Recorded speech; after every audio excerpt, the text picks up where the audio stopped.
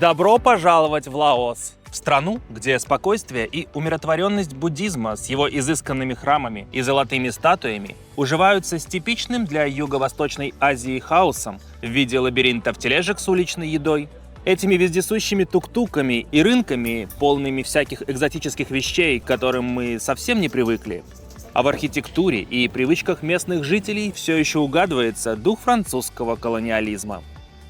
Здесь живут веселые, беззаботные люди, с радостью готовые вовлечь вас в свое непринужденное веселье. А горы здесь такой нереальной красоты, что один лишь только взгляд на них способен перехватить дыхание.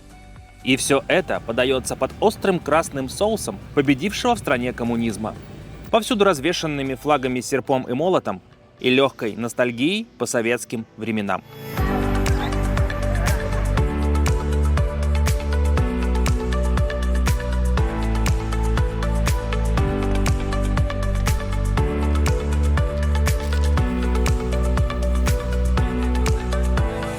Здесь уже много лет живет Лена.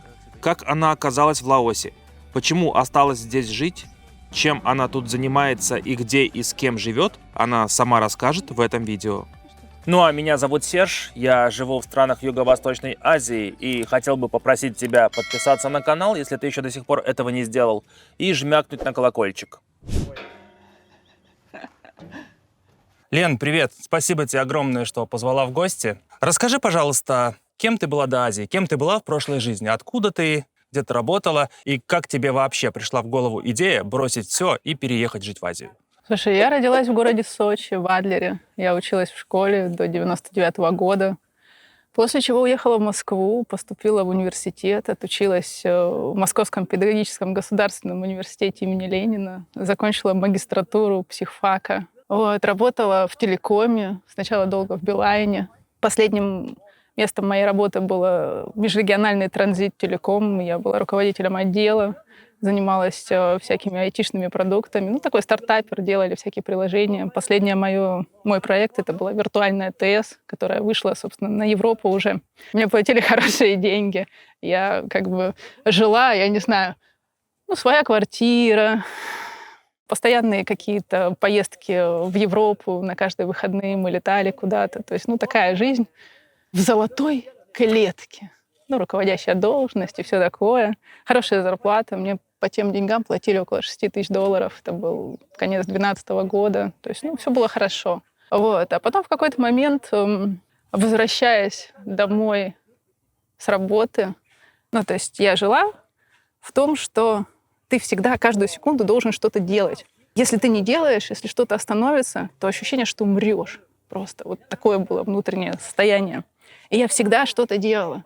Либо я очень много работала, очень много, ни минуты покоя. И возвращаясь с метро, то есть ты в метро все равно же читаешь что-то, смотришь что-то. Я, смотрела какой-то сериальчик, потому что как это просто время потерять на ходьбу, так же не алё.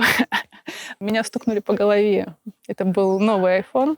Мы накануне, буквально неделю назад, он вышел только в релиз. Я купила в Германии. И меня, чтобы отобрать iPhone, меня стукнули по голове. Мне прям расфигачили меня полностью. Единственное, что я успела выкрикнуть, у меня через сумка была через плечо. Я говорю, не бейте, а непонятно. То есть, все равно же темно уже, и это непонятно, девочка или мальчик, или что это. То есть я просто шла так, меня так разворачивают, и у меня просто тишина в голове такая. Я говорю, не бейте, я все отдам. То есть просто все отдам. И они испугались, услышали, видимо, женский голос и убежали. То есть айфон они забрали, сумка у меня осталась на плече, кровища, все как полагается. И эти секунды тишины. Так началась моя перезагрузка. В ближайшие день, два, три я поняла, что у меня никого нет. Ничего нет. Все близкие, все родные, все заботы, вся работа, все друзья. Ничего нет. Ты просто как белка в колесе. Крутишься, а потом умираешь, и ничего нет. Мне потребовалось несколько месяцев. Мне выпиливали зубы болгаркой, ты понимаешь? Жесть какая. Меня давили на это все. Мне было пипец какой вообще физиономия. То есть, это было не прикольно совсем. Прошел месяц. Дома, соответственно, немножко спала глаз и все остальное. И, собственно, когда я вышла на работу, я поняла, что все поменялось. Что у меня в голове и в отношении вообще все поменялось. А я прихожу в отдел кадров, а мы тогда дружили, там начальник отдела была Ленка тоже. Я говорю, а давай я уволюсь. Я говорю, я не знаю. Она такая, говорит, давай мы тебя по сокращению уволим и заплатим тебе еще 500 000. Вот. Я такая, да давай. Ты где-то в интервью рассказывала, что начались майские праздники, и ты просто с них не вышла. Это было не совсем майские праздники, это был март месяц сначала, изначально. То есть я написала заявление в день своего рождения, 14 марта. И 25 марта я уже улетела в Азию. Я, конечно, как суровый такой стабильный, так сказать, московский практически человек, нашла себе новую работу. Меня взяли директором по маркетингу в Goodline. На тот момент это были туристические сим-карты. Мы с ними договорились, что я сейчас март уезжаю, апрель, май меня не будет. И потом, если все сложится, я как бы вернусь и после майских приступаю к работе. И вот, собственно, конец марта, апрель мой был в Бангкоке, на Самуи. Я прилетела с одним рюкзаком. У меня был маленький ноутбук, старый iPhone, одни шорты и карточка, паспорт. Все. И я начала жить по-другому. Я прокачивала себя на тему того, что каждый день я делала какую-нибудь несуразную хрень. Для себя несуразную. То есть для кого-то это может быть норма. Сейчас это для меня норма. А тогда, когда вот этот вот ты московский задрот, который летает по выходным в Европу, покупает себе айфоны последние и так далее, для тебя даже прыгнуть, не знаю, в пикап назад, какой-то внутри страх, какой-то, ну, такое, знаешь, воодушевление даже какое-то, как будто ты что-то такое сделал. И я каждый день делала что-то, что выводило меня за рамки комфорта, за рамки вот той Лены, которая была в Москве. Я ходила в секонд-хенд какой-то одежде. У меня были деньги, у меня было дохера с собой денег. Я потом, правда, раздала половину. Вот, родителям отправила, чтобы дом там все укрепили. Через буквально месяц мне позвонил друг с Билайна, с МТТ. Я когда увольнялась, он учредитель был акционер Синтеры, Мегафона, и, собственно, он работал директором департамента техническим в МТТ. Раньше когда-то я работала с ним вместе, очень хороший человек. Вообще Дмитрий Гуркин, он тоже умер в ковид. Все умерли в ковид. У меня, на самом деле, все умерли в ковид, и я осталась такая ту-ду-ду-ду. Он меня пригласил, говорит, прилетай во Вьентьян. Я знаю, что ты в Азии. У меня тут новый проект. Я вот очень люблю этот город, эту страну, и хочу, чтобы здесь был, ну, как бы какой-то бизнес, чтобы я, говорит, мог сюда прилетать, в Лаос. И он меня зовет во Вьентьян. А я, как бы, человек, который читает все вот так сквозь пальцев, вижу, конечно же, Вьетнам, потому что по географии у меня как бы никогда не было хороших оценок. И, собственно, я соглашаюсь. Я говорю, что я за любой кипиш, кроме голодовки, Вьетнам настроила себе планов. Думаю, сейчас какой-нибудь Муйне, Ничан, буду кататься на серфинге, бла-бла-бла. Я говорю, ну ты мне скажи, говорю, Вьетнам-то город какой? Вьетнам большой, он такой Вьентьян. Я говорю, да понимаю, что Вьетнам, ты мне город скажи. Он такой, блин, это Лаос. А так я попала в Лаос. На самом деле, как я сюда попала, это тоже было очень смешно, потому что я купила билеты на Круассан-Роуд, а нас привезли на вокзал и бросили просто. Вот. И не отвезли нас в Лаос. И я поехала на рейсовом автобусе, просто понимая, что как бы заморачиваться на это все смысла нету. Приехала в 5 утра, то есть я выхожу в новой стране, а тут кругом лавочки Билайн, серп и молот. И я вообще не понимаю о том, где я, кто я. То есть моя реальность просто сдвинулась, моя реальность просто... И нету больше реальности, она стала другой. Так что вот так я попала в Вьентьян, я стала заниматься, меня позвали открывать ресторан. Это был Миксовет ресторан. Он продержался ровно год. Я, собственно, без знания языка, без знания страны, я на тот момент даже не знала, что она вообще существует, пока туда не приехала, сюда не приехала. Ты сказала, что ты приехала по работе, и этот проект продержался там буквально несколько месяцев. Он продержался ровно год, ну, то есть меня на контракт позвали на год. Вот, я открыла ресторан, все хорошо. Он был в центре, он был небольшим. Я там была наемным менеджером. Ребята выбирали локацию, а я уже выбирала, где она будет. Также их был повар, с которым мы не особо сработались, ну и так далее и тому подобное. То есть я была просто наемным сотрудником. По завершении контракта, почему ты решила остаться в Лаосе? Слушай, ну, во-первых, практически сразу мы познакомились с Лай. Она пришла работать, когда мы открывали ресторан. Это был где-то октябрь месяц или август. Ну, то есть как они вышли все в колледж учиться, приехали. И вот она искала работу, была на 3-м курсе. На вид она была 14-летним подростком. У меня вообще, на самом деле, работало очень много ребят вот как раз-таки с колледжа. И, собственно, когда закончился проект, помимо того, что у меня был любимый человек рядом, мне еще очень нравилось здесь небо, очень нравилось то, что тут тепло, очень нравилось просто это спокойствие. Ну, то есть я к тому времени уже перестала бухать, я не пью алкоголь. То есть меня просто как отпустило. Я перестала курить. То есть мои с 13 лет по пачке в день сигареты просто так вот все закрутилось. И через какое-то время я поняла, что это мой дом. Здесь меньше цивилизации, здесь больше тишины. Мне просто здесь хорошо и спокойно. То есть здесь нету такого, что для всех оно одинаково. Просто для меня это мой маленький рай. А что вы вообще знаете про Лаос? Подозреваю, что не очень-то и много. Давайте я попробую хоть чуть-чуть это исправить. Лаос находится в самом сердце Юго-Восточной Азии и граничит с Вьетнамом, Камбоджей, Таиландом, Мьянмой и Китаем. Население страны около 8 миллионов человек, 65% из которых исповедуют буддизм, а площадь примерно 237 тысяч квадратных километров. Национальная валюта называется кипы. С 1893 и вплоть до 1953 года Лаос был французской колонией. Именно поэтому в стране до сих пор чувствуется французский антураж.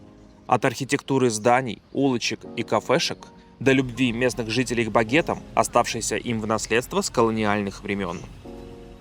Во время войны во Вьетнаме Лаос официально сохранял нейтралитет. Однако через его территорию проходила так называемая тропа Хошимина. Это сеть тайных дорог, по которым Северный Вьетнам переправлял в Южный Вьетнам солдат, боеприпасы и технику. И чтобы перекрыть эту логистику, США подвергли Лаос масштабным бомбардировкам. За годы войны американцы сбросили на Лаос больше 2 миллионов тонн бомб, что делает Лаос самой разбомбленной страной в истории человечества. И даже сегодня в полях и лесах по всей стране остается множество неразорвавшихся боеприпасов, на которых время от времени продолжают подрываться местные жители. До 1975 года в Лаосе была монархия, но после победы Северного Вьетнама во Вьетнамской войне коммунисты свергли короля, и королевство Лаос стало Лаосской Народной Демократической Республикой. После прихода коммунистов к власти Лаос быстро оказался на орбите СССР. Советские специалисты строили дороги, школы и электростанции, обучали армию, а тысячи лаосцев уезжали учиться в советские вузы. Поэтому в Лаосе легко встретить людей старшего поколения, свободно говорящих по-русски. Сегодня Лаос – это смесь древних традиций и буддистской духовности, простого крестьянского уклада и советского антуража. Свою поездку в Лаос я начал с его столицы Винсьяна. Здесь Лена вместе с друзьями уже больше 10 лет назад открыла единственный в стране ресторан русской кухни «Привет», не пообедать в котором я просто не мог. Лен, мы сейчас находимся в твоем ресторане, а расскажи, пожалуйста, с чего все начиналось? Я слышал историю, что этот ресторан начинался с $300. Было дело, было. На самом деле сейчас это прям легендарный ресторан вообще на всю Юго-Восточную Азию. У нас тут просто кого только не было, кого только не было.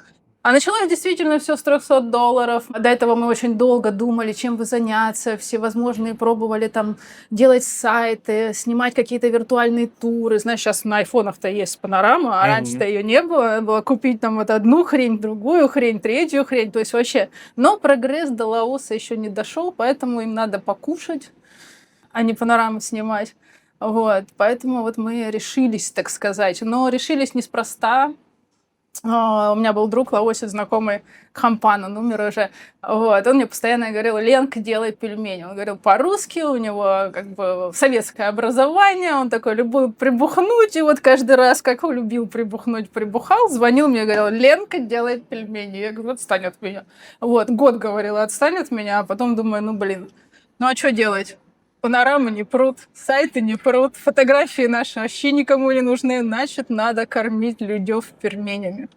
Вот. И действительно оставалось там баксов 300, наверное. Мы купили на $315 морозилку, она у нас была.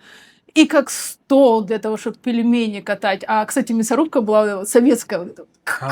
Да, помню такое. Мы ее, короче, припихивали там ко всему, чему только можно, сломали там не один какой-то, чтобы прицепить ее. Вот, как-то там ездили на самый дальний рынок, выбирали самое дешевое мясо.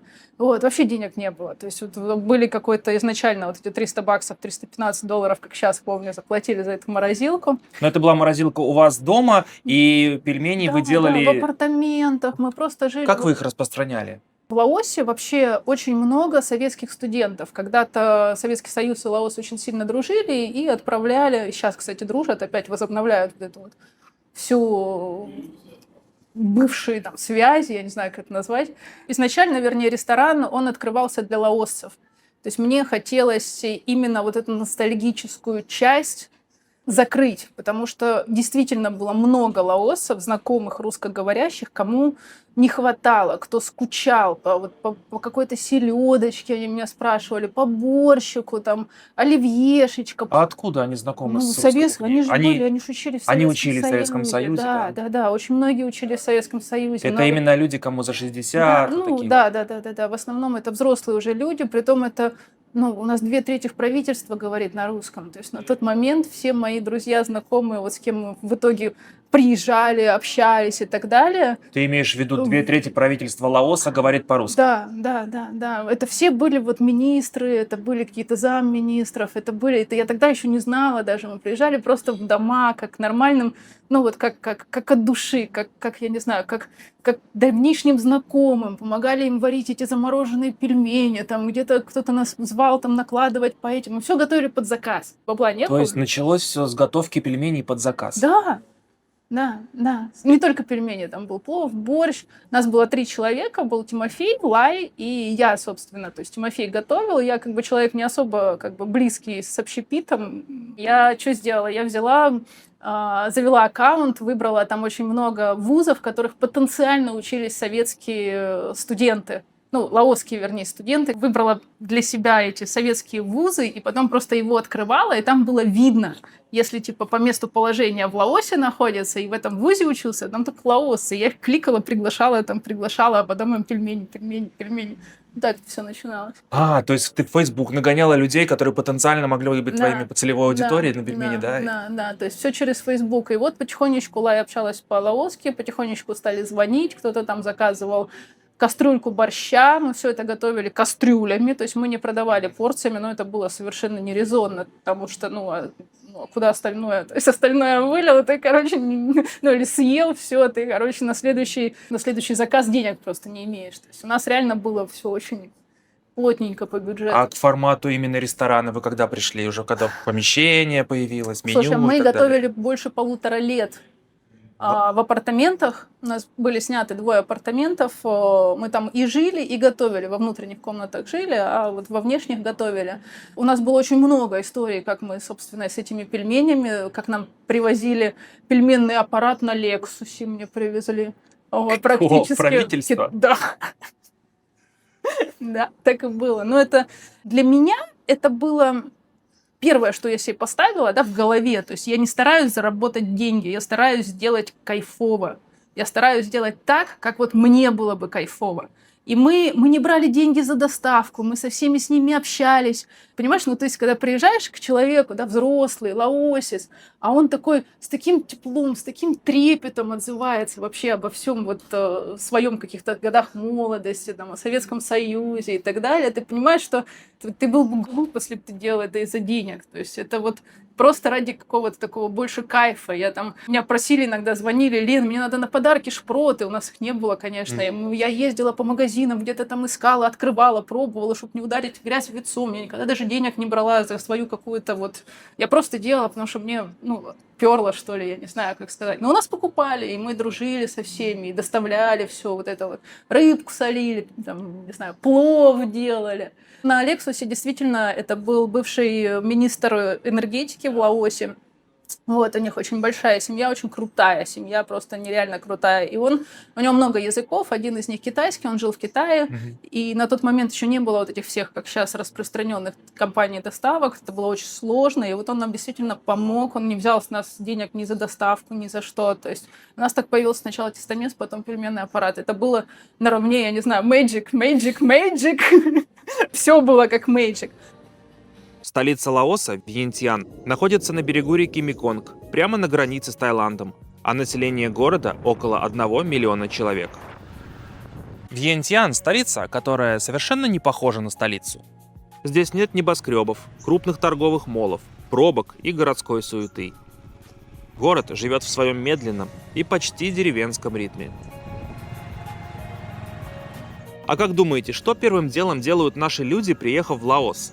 Правильно, идут в банк открывать счет, чем я и занялся. Иностранец без проблем может открыть счет в местном банке, имея лишь паспорт и местный номер телефона. Пурум-пум-пум, открыл счет в банке, и мне сразу же дали карту Union Pay, но она не именная. Если я хочу получить именную карту Visa или именную карту Union Pay, нужно ждать 2 недели. И открытие именной карты стоит $50. Теперь я как местный могу везде в кафешках и на рынках расплачиваться через приложение банка по QR-коду, а с карты снимать наличку и расплачиваться везде, где принимают карты Union Pay. У меня она, правда, не сработала, когда я попытался купить билеты на поезд. В банке сказали, что для онлайн-покупок нужно ждать именно именную карту. Счет можно пополнить криптой через P2P на тех биржах, где поддерживаются лаосские кипы. Например, через биржу OKX или через биржу Binance. И вот вам еще лайфхак. Этим приложением лаосского банка по QR-коду можно платить и в Таиланде. Срабатывает, правда, раз через раз, но тем не менее. А еще в Лаосе в некоторых банкоматах принимают карты МИР.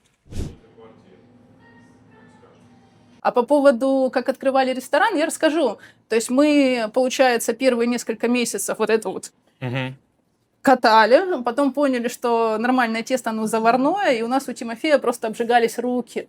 И это был буквально там 1-2 месяц. Я поняла, что нам нужен этот тестомес. Мы не можем как бы увеличить какие-то объемы или еще что-то. То есть это необходимая вообще такая. И вот оно само пришло. Мы просто приехали доставить блинчики, разговорились с дядькой.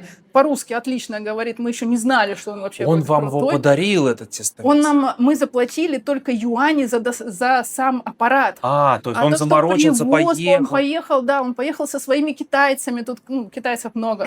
Он договорился с китайцами, эти китайцы заказали, привезли сюда, положили его к себе в машину, в Lexus, такой черный, там мы на 33-го этажа таким смотрим, приезжает Lexus, такие нифига, у соседей тут друзья такие, а оттуда выходят свои пельмены, вообще просто цирк был.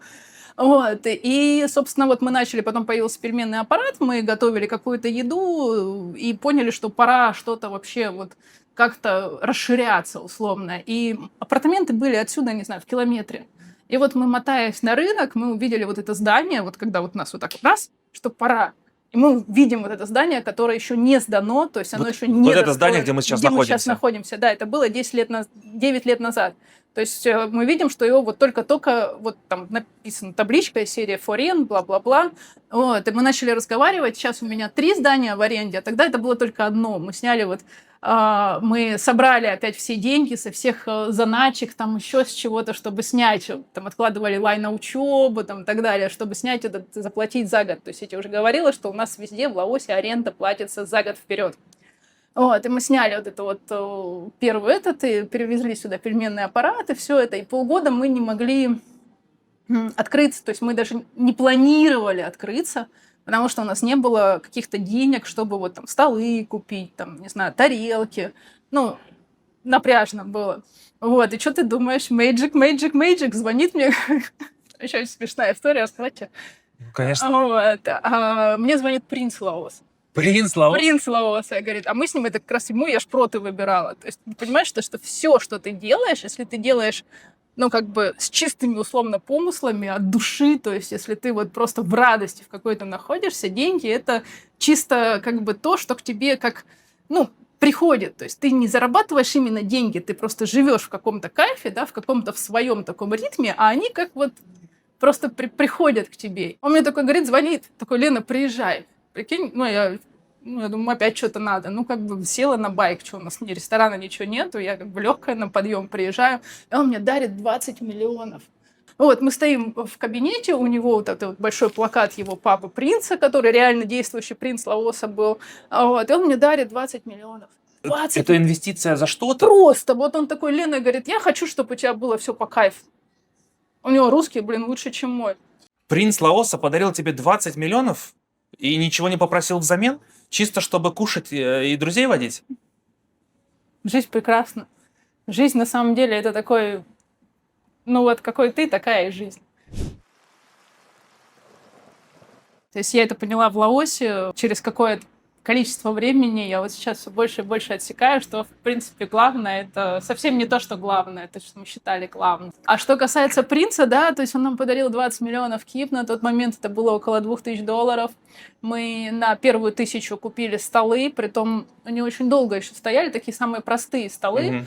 Вот, посуду какую-то и так далее. А вторую часть мы арендовали машину и поехали в Таиланд в макро закупаться, то есть чтобы купить какие-то первоначально продукты и так далее. И мы открылись. У нас вообще ничего не было. Мы повесили каких-то там, не знаю, 2 распечатанные картинки, свои фотографии с едой. Все, больше ничего не было. И к нам стали ходить. То есть вот в этом вот, в таком вот прям совсем очень, никакущем, можно сказать, антураже у меня сюда приходили там премьер-министры, там, всевозможные послы и так далее, и тому подобное. То есть, как бы не место делает... Не место красть человека, а человек место. Даже я не знаю насчет человека здесь, да, как такового, но, в принципе, у меня есть прям фотографии, то есть у нас одна из первых таких больших компаний, которая тут отдыхала, так можно сказать, это вот директором завода Honda здесь, в Лаосе. Тоже говорят офигительно по-русски, и это было очень кайфово, то есть мы там сдвигали столы, еще что-то. Смотри, вот это вот, допустим, мадам Пани, она является заместителем премьер-министра. Вот. А вот здесь вот к нам приезжали ребята, кстати, очень сильно нас выручали. Это госзнак российский. Ты знаешь, что деньги лаосские печатаются в России, да? Так же, как и паспорта, да. Вот. А это наш друг лаосец, он всю жизнь работал в Москве, и у него сын от русской девушки. Вот. Вообще, на самом деле, тут можно вот целую историю тебе рассказать, потому что практически каждую фотографию я помню, кто приходил, как приходил, что они тут делали. Понятно, что не ели. Вот это вот тоже, это министр культуры, по-моему, сейчас, я не знаю, они меняются там периодически. Вот, он меня всегда дочкой называет. А это вот прилетали сюда истребители, ребята приходили тоже кушать. Ресторан «Привет» в столице Лаоса и вправду снискал славу по всей Азии. Путешественники обсуждают его в группах и на форумах. Его рекомендуют туристические сайты. Про него снимают репортажи телеканалы и топовые блогеры. А ужинать в ресторан приезжают министры, послы и звезды первой величины. Я, кстати, на самом деле с Алишером познакомилась вот здесь. Я не знала ничего про его творчество, я не знала ничего про то, что он суперстар. Мы приехали, я была знакома просто с девочкой, которой он приехал сюда. Они организовывали концерт на Пхукете, и так получилось, как с ее мужем, там, со всеми мы общались. Вот, у меня есть прекрасный птиц Лёлик, он первым делом просто кинулся на стол, где сидел Алишер, и начал жрать этот винегрет. С его тарелки? С его тарелки. Вот так мы и познакомились. То есть, что касается каких-то известных, у меня здесь приезжали телеканал «Планета» несколько раз. Мы снимали «Россия-24», у меня было НТВ «Поедем, поедим». Я сейчас всего не вспомню. «Наше время» приезжали, снимали. Мы до этого, до того, как появился ресторан, мы фиксили какие-то телепрограммы. То есть, здесь много. Если что касается Лаоса, то здесь были практически все там министры, послы и так далее, кто ну, приходят в Лаос, все равно сарафанным радио как бы говорят о том, что вот такой ресторан есть, и приходят они по одному разу. У меня с Таиланда приезжают министры, там, с этими всё мне визитки тыкают. А я просто человек, который никогда не относился никак к статусу человека. То есть для меня неважно, кто ты, фермер или там актер, или еще кто-то. Для меня, ну, как бы все люди в первую очередь, а все остальное, оно как бы из общения, из отношения. То есть он может быть суперстар и классный, а может быть бомжом и вредным. То есть это все от человека зависит, понимаешь? То есть, ну, как бы не показатель, ни статус, ни деньги, ничего. Во Вьентьяне я провел несколько дней, за которые постарался исследовать самые знаковые места города. Давайте бегло расскажу о них и вам. Тхат Луанг – буддистское религиозное сооружение в виде огромной золотой ступы высотой около 45 метров. Ее еще называют Великой ступой. Она была построена в 1566 году и считается самым значимым архитектурным памятником и главным национальным символом Лаоса. Ступу опоясывает галерея со множеством буддистских статуй и скульптур.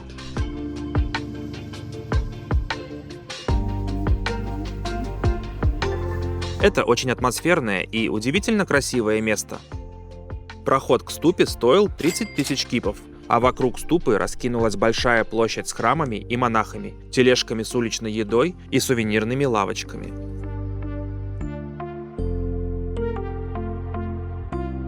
Недалеко от президентского дворца и вдоль набережной реки Меконг есть парк имени короля Чао Анувонга. Тихое и спокойное место для прогулок и отдыха, где в тени деревьев можно спрятаться от жаркого солнца. А статуя короля указывает рукой в сторону Великой реки. Вон там река Меконг, если вдруг не знаешь. Меня, если честно, всегда завораживала философия, культура, архитектура и традиции в буддизме. Именно поэтому я не могу стороной пройти мимо храмов и пагод. И следующее место, которое я посетил, был храм Сисакет. Это один из самых старых и необычных храмов Вьентьяна. Он был построен аж в 1818 году и чудом уцелел во время войны с Сиамом. Рядом находится еще один храм. Это храм Пхакео. Его еще называют храмом изумрудного Будды. Хотя эту самую статую изумрудного Будды еще в 1779 году перевезли в Таиланд. Сегодня Пхакео больше напоминает музей буддистского искусства с изящными деревянными резными элементами, старинными бронзовыми статуями Будды и религиозными артефактами, собранными со всей страны.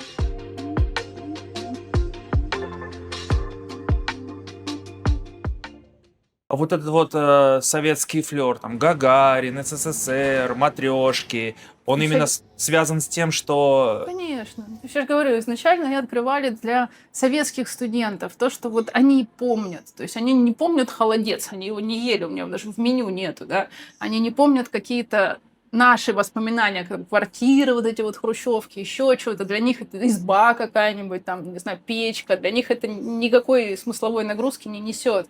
Только вот действующая как бы коммунизм до сих пор, поэтому вот все осталось. А вообще публика какая? Больше местные, больше лаосцы, вот эти ностальгирующие по СССР лаосцы, либо все-таки наши экспаты, наши туристы? Слушай, прошло Кого больше? 10 лет. То есть изначально это были только лаосцы. Это были бывшие выпускники Союза. Они приходили, приводили семьи, друзей, каких-то детей своих. Потом стали эти семьи и дети приводить кого-то. То есть появились у нас не только русскоговорящие лаосцы, а просто лаосцы. Так как мы находимся, в принципе, недалеко от всех посольств, да, тут очень много посольств, к нам стали ходить. Ну, вообще, как бы ресторан стал на слуху. То есть это одно из немногих заведений, которое работает длительное время, у кого приятные цены. То есть у нас как бы для лаосской еды, да, конечно, дороже. А что касается европейской еды, у нас небольшие, невысокие цены. У нас, если взять аналогично, там в Таиланде рестораны, у нас намного ниже цены. Ну и плюс мы готовим все как себе. То есть, ну, ты готовишь, чтобы было вкусно. Я, в принципе, всю практически еду в ресторане я ем сама. Вот. И начали подтягиваться экспаты. Очень много там японцы, китайцы очень любят нашу еду, корейцы ко мне приходят. Ну, понятно, что все французов, тут очень много французов, и французы, кстати, любимое блюдо французов — это всегда селедка под шубой, Да? борщ, да, и компотик. Вот Ну, это может вот быть, вот. это какое-то стереотипное мышление, да? Но Что ассоциируется у них с русской я не кухней. знаю. Нет, им правда нравится. То есть у меня есть постоянные гости, которые из года в год ко мне приходят и заказывают эту еду. Они пробуют что-то другое, но вот им нравится. Также можно сказать о японцах. Они, допустим, вот ни один японец никогда не отказался, и если знал, всегда заказывал. Это пирожки с сыром и картошкой. Ты пробовал Вау. пирожки с сыром и картошкой? Ну, То когда-то есть ты вот пробовал. мешаешь сыр с картошкой, Да. да, и засовываешь в пирожок. То есть вот это вот самое вот для японцев, да, там. А китайцы любят там, я не знаю, много мяса, допустим, у нас рулька такая огромная, там еще что-то. Ну, короче, у нас А вот ходят. местные обычные чего любят? Молодежь местная. Слушай, но ты понимаешь, что как бы Лаос, он не похож на нормальные цивилизованные страны в том понимании, что здесь очень мало среднего класса. То есть здесь люди живут либо на минималках, либо они выше среднего, да, то есть там, Мгм. при правительстве или там бизнесмены какие-то или еще что-то.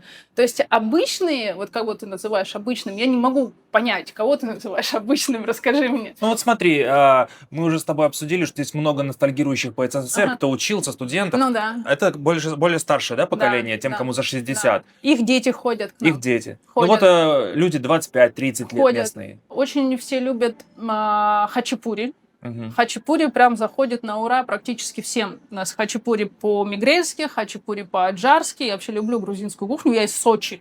То есть я всю жизнь, из Адлера даже, я всю жизнь, как бы вот у меня шашлык, машлык, это вот первое, что доктор прописал. То есть я сама поначалу жарила и так далее. То есть в основном, да, и дети очень любят, кстати, наши все эти, они ее называют русской пиццей и едят вот хачапури по-мигрельски. Вот прикольная русская пицца. Да. Стрелка. Вид на Питер. Как из окна. Как из окна, да. Как из окна. У меня вот задумка была очень долгие годы, и я не могла придумать, как это реализовать. Мне очень здорово помог Сергей. Вот, он дизайнер, чтобы... Бирюков Сергей, кстати, он из Питера, очень крутой дизайнер. Чтобы вот мои, так сказать, мысли превратить вот в такую классную картинку. С лайтбоксами совсем. Мне очень нравится.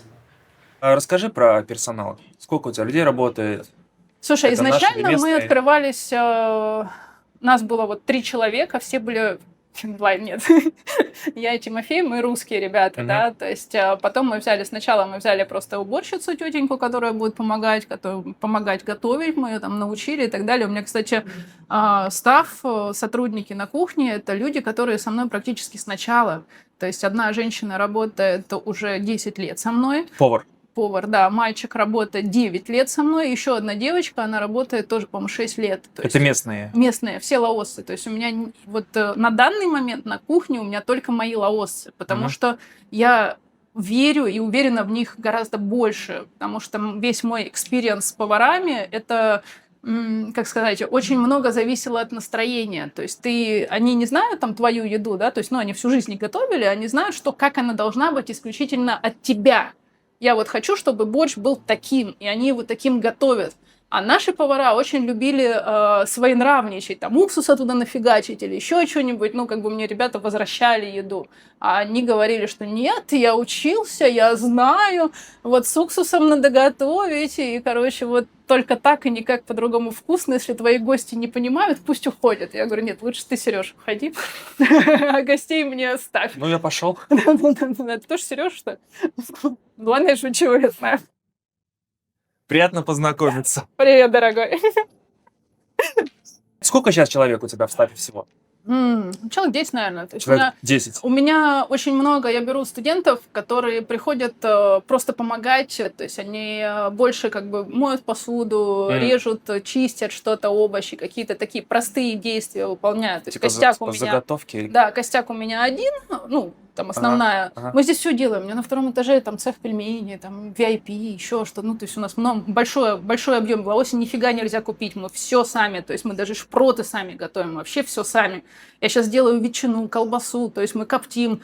холодное, горячее, то есть даже самогон сами гоним, то есть, ну, прям все сами. Настойки, вот я вчера Настойки, попробовал твои настойки. настойки, там, да, перцовочку, потом Вот, сливовую. ну вот в следующий раз приедешь, будут еще новые там уже в деревне у нас. И, собственно, сотрудники, они как бы костяк один. Вот, менеджер у меня Константин, он, соответственно, русский, а все на кухне сейчас нету русских человеков. Кроме меня, я туда приезжаю, и, в принципе, всю еду в ресторане я ем. То есть каждый раз я приезжаю, пробую что-нибудь, чтобы, ну, либо просто вот так, либо покушать, либо еще что-то. Ну, то есть какое-то такое качество, контроль качества проходит. Но у них техкарта. Техкарта, они готовят все по граммам. У меня везде на кухне натыканы весы, и вот даже там посолить, сахара добавить. Нету такого ложка, полложки, там, не знаю, стакан. Вот Мгм. терпеть это все не могу, поэтому у нас все четко в граммах. Вот есть столько грамм, столько и клади. У тебя наш только менеджер, да, Да, Костя? Все Константин, остальные да. местные. Да. Да, то есть из русских здесь я и Константин. Слушай, я вчера полистал меню. Расскажи, пожалуйста, про меню и про бестселлеры. Мгм. Слушай, меню у нас действительно огромное, и больше того скажу, мы большую часть меню готовим из-под ножа. То есть мы не делаем из серии с утра ты там настрогал салата или огурцов У порезал, вас и ты даже его бутерброды продавай. с черной икрой есть. Есть, у нас все есть. Любой каприз за ваши деньги. Я же говорю, у нас тут правительство Ну, периодически похвастайся. кушает. Слушай, из самого, наверное, продаваемого это скумбрия соленая. Как бы то ни было, вот соленая скумбрия с картошечкой. Просто селедку как бы сюда очень сложно везти, она стоит дороже. То есть на порядок дороже, чем скумбрия. А скумбрия у нас стоит там, по-моему, 120 бат, что ли, за порцию. Там пол рыбины, без косточек, без всего.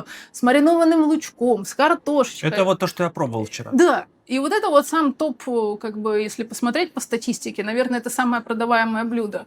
Также любят борщ, шашлыки очень любят. То есть, если это какие-то мясоедящие люди, то шашлык, то, что доктор Но у прописал. вас и голубцы, и Есть, драники, и даже есть. бутеры с черной икрой. Есть.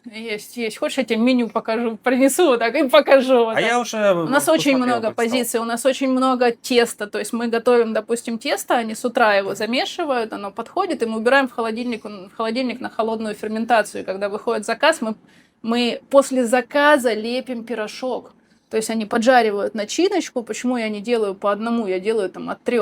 Они готовят специально для тебя начинку, они специально свежее тесто, они специально для тебя запекают эти пироги. То есть они не лежат, не хранятся, у них нет такого. А вот, если это салат, то вот он берет этот огурец, он его начинает резать. То есть у нас нету... Ну, потому что если я его порежу сейчас, он даст сок, там еще что-то, Мгм. ну, то есть будет уже не то пальто. Если ты там натрешь шубу, я понимаю, что, с одной стороны, многие топят за то, что она должна настояться, там, и там, ну, там рыба, ну, там майонез, ну, там яйца, ну, как бы, ну, что такое настояться, если я ее сегодня не продам, ну, как бы, что мне с ней делать? То есть у нас все идет из-под ножа, то есть практически все меню готовится, вот ты сейчас шубу закажешь, они пойдут тереть ее. Слушай, ну я так понимаю, что в Лаосе особо там выбор небольшой, да, по продуктам. Вы как-то привозите или... Смотря что. Ну, то есть русские продукты, конечно, мы привозим из России, а что касается картошки, здесь мы ее покупаем. Ну, понятно, что картошку там можно и здесь купить, да, но вот икра, русская водка, у вас там Конечно. русская колбаса. Да. То Ну, есть все, что русское, это из России. налажены, да, поставки, логистика. Ну, у нас не так много русских продуктов, и не так много у нас покупают русские продукты, но они всегда есть, и всегда как бы качество важнее цены. У нас дорогие русские продукты. То, что мы делаем сами, коптим, солим, парим, варим, нормальные цены. Вообще просто супер конкурентоспособные, намного дешевле, чем в Тае. А все, что касается ввоза сюда из России, все на порядок выше. Но чтобы ты понимал, порция селедки стоит 600 бат. Порция скумбрии с такого же размера стоит 120 бат. Расскажи, пожалуйста, а были ли проблемы, ну или, может быть, какие-нибудь забавные истории с персоналом, связанные именно с разницей в менталитете? Слушай, ну поначалу было сложно с менталитетом совсем. Это я сейчас за 12 лет тут облаосилась, и я такая тихая, спокойная, и мне все так шоколадно. А что касается в самом начале, было много. То есть когда лаосы, они не понимают того, что понимаешь ты. Допустим, на кухне, где лежат удлинители, подключены всевозможные холодильники и так далее. Ты знаешь, как моют полы лаосы? Они выливают просто ведро воды на пол, а потом они нашли у меня штуку, которая скребок такой, стекла мыть, знаешь, вот эти вот такие вот. Вот, они, короче, вылили вот так прям на удлинители, на все вот так ведро воды, и вот этим вот чистеньким, которым мы окна моем, начали вот это все грести на улицу. То есть у меня было бы... То есть первое Хорошо. время вообще, я помню, как мы купили в самом-самом начале, еще были в апартаментах яйцерезка. Ну, Мгм. потому что Да-да-да. ты когда режешь салаты, я считаю, что всегда должны быть одинаковые кубики. То есть если они у меня режут криво, они перерезают. Потому что, ну, как бы для меня это важно. Чтобы отдавать, когда ты отдаешь за деньги кому-то салат, то он должен быть, блин, красивым. Вот. И я помню тогда вот эта вот тетенька, она, которая сейчас работает, тетка Тим наша, она только-только пришла, она там без году неделя, там, я не знаю, то есть первые ее дни. И она берет вот эту яйцерезку и засовывает туда картошку. Вот, по-моему, даже сырую. Начинает, и вот на нее не давится, она ее давит, эти струны разлетаются, тут приходит Тимофей, эту вообще просто закидывает вот так об стену, там, с криками из серии: «Да твою мать, вы что такие все не особо умные?» То есть она идет плакать, то есть я думаю, она уволится, не уволилась. Это было такое боевое крещение, короче. Вот, так что все бывает. То есть став, ну, с лаосами, конечно, сложно, но опять-таки их можно научить. Научить всегда гораздо проще, чем переучить, потому что когда приезжают русские уже со своим устаканившимся каким-то, ну, внутренним, что надо делать и как надо делать, получается все просто очень плохо. Ты сказала, с лаосами бывает сложно. В каком плане? В плане медлительности, либо в плане того, что они плохо обучаются?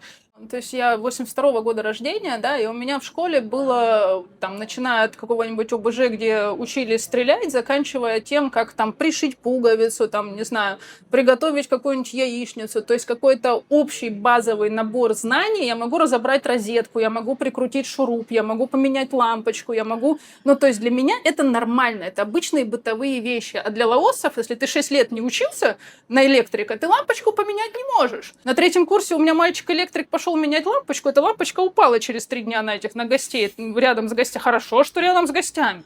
Вот. Так что вот именно в плане какой-то базовой такой вот... все-таки наше образование гораздо лучше. То есть, ну, это медом не кормит. Ну, прям намного лучше. Что касается еды, да, что касается стафа еды, у нас нету никаких ограничений. Я кормлю их, то есть я им даю денег на еду, они могут брать там что-то. У нас когда там, я не знаю, партия каких-нибудь пельменей, да, они приготовили пельмени, я пробую, я понимаю, что мука не та, ну, что у меня очень чувствительно, то есть я мало ем, но если я пробую, я понимаю. Вот, и я понимаю, что тесто какое-то не такое. Я начинаю разбираться, я иду искать, там, почему так, почему все. Оказывается, что привезли муку с букашками. Для лаосов все равно, ну, как бы они просеяли это все и как бы нормуль. А мне, я чувствую это, понимаешь, давно-давно это было. Они не видели, что букашки в Не, муке? они их видели, ну, как бы он просеял и просеял. Мы всегда просеиваем муку, да, то есть это правильно. И, ну, как бы то, что там обычно, может, чуть-чуть там что-то было, а сегодня вот было там 3 жучка, он на внимание даже не обратил, да, ну, потому что привезли такую муку. Это в Лаосе вообще пофигу. Я рис периодически покупаю, там жуки. Я говорю: ребята, ну они жуками. Они мне говорят: ну и что? Ну, выкини, ну, водичкой промой, и уйдут они. Ну, то есть для них это нормально. Ну, мы с тобой еще ели шелкопрядов только что. То есть, ну, это нормально. А мне ненормально. Вот. И мы всю вот эту вот огромную партию, я говорю: забирайте. И они у меня тут жрали всей деревни пельмени просто, ну, там 20 килограмм или 30 килограмм. То есть, ну, очень много. Ну, как бы там букашек нету, но тесто вот такое. Я к тому, что я как бы не ограничиваю сильно сотрудников, но я очень четко, ну, как бы, во-первых, у меня тут 32 камеры стоит по всему ресторану. Вот. Я сразу говорю, что воровать нельзя. Увижу, воруешь, вылетишь. Хочешь, спроси, я никогда не откажу. То есть надо тебе денег, спроси, надо тебе еды, спроси, надо тебе что-нибудь, спроси. Я поняла очень такую классную вещь в Лаосе о том, что не бывает плохого и хорошего. Не бывает ничего однозначного. То есть всегда есть не две, дофига больше стороны этой медали, и все зависит от того, ну, от ситуации, от того, что человек, как человек, все можно разобраться, у всех своя правда, всегда есть своя правда. Вот, люди, по сути, они неплохие, они, если что-то делают, они это делают из каких-то своих соображений, да, это не значит, что они тебе хотят сделать плохо, они просто себе хотят сделать хорошо. А это нормально. Вот, и как бы понимая все это, у нас все это вот пришло к какому-то, я приезжаю, сейчас денежку какую-нибудь даю, они там салат кушают, еще что-нибудь, ну, то есть у нас, я их люблю, поварешками называю, ну. Слушай, ты можешь поделиться инсайдом в цифрах? Какие у тебя зарплаты у стафа? Что касается вообще зарплат в Лаосе, тут, ну, офисные сотрудники получают $300-500. Это считается хорошей зарплатой. Если ты дослужился до какой-нибудь $1000, то ты просто выше попы не прыгнешь. Выше уже, скорее всего, не будет, если ты не какой-нибудь реально топ, который А минимальная зарплата в Лаосе, я тебе просто расскажу в 2 словах. Минимальная зарплата сейчас $100. То есть обычно, принимая человека на работу, ты ему платишь $100 в месяц. То есть у меня студенты приходят, там, 150 у них долларов в месяц, а ребята, которые тут давно работают, уже 600, 700, 800, то есть в зависимости от стажа. Повара у тебя Повар, сколько? да, 700, 600, 800, то есть в зависимости от того... То есть у тебя повар может заработать $800? Может. Это неплохо. Да, это очень хорошо для Лаоса, поэтому они со мной 10 лет живут уже тут. Ты можешь озвучить как-то про выручку ресторана? Вот, что касается выручки, она сейчас плавает просто вот так вот. Поэтому сказать, что мы сейчас в каком-то большом плюсе, наверное, нет. Но, опять-таки, не в деньгах счастье. То есть для меня гораздо больше и ценнее другое. Мы были нищебродами, нам жрать нечего было. Вот это вот все, мы купили 2-ю машину, мы строим сейчас в Анвенге Secret Spot, это новое заведение, то есть там будет и кафе, и домики, и все остальное, такой центр перезагрузки. Тишина, горы, красота, ну ты видел. Я не слежу за деньгами, как вот за количеством, потому что когда ты постоянно находишься в какой-то нехватке, когда ты чекаешь и думаешь, эти 3 рубля сюда, это 3 рубля туда, ты тратишь, ты сливаешь просто себя на вот это вот. А зачем? Если мне хочется купить машину, я ее покупаю, зачем мне считать, сколько у меня денег на счету? То есть, да, хочется больше, но как бы оно придет, если оно нужно будет. На что нужно, на то и придет. То есть я по-другому стала относиться к деньгам, и деньги появились. То есть у меня 5 лет назад умер папа. И как бы раньше мы считали деньги, то есть каждую копеечку, чтобы вот это туда-сюда. А потом я такая сижу, и я понимаю, блин, мы все умрем.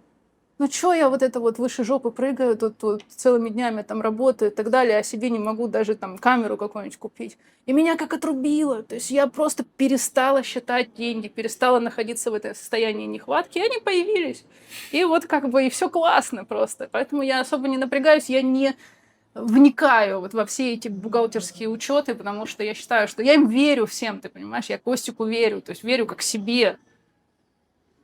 Если я не буду верить, я не смогу быть внутри спокойной, радостной. Если вдруг будете во Вьентьяне, я бы вам очень порекомендовал посетить Будда-парк. Парк хоть и находится в 25 километрах от центра города, но это место действительно способно погрузить вас в атмосферу мистики и загадочности.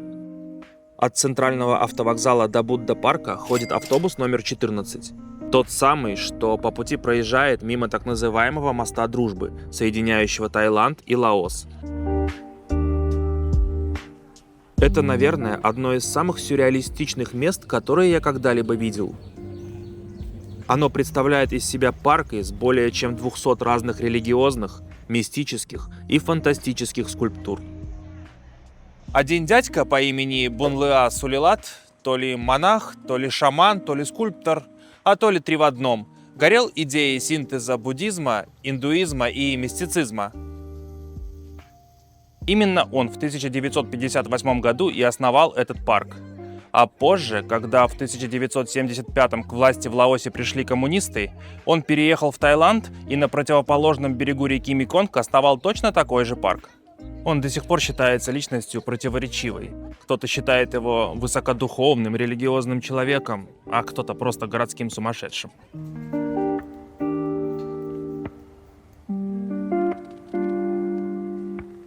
Многие статуи созданы на основе его видений и философии, а работал он с непрофессиональными скульпторами, которые следовали его идеям и наставлениям. Самой грандиозной скульптурой тут является 40-метровая статуя лежачего Будды. Ну и вот эта огромная полая тыква, на которую, кстати, можно подняться, и внутри которой тоже немало скульптур.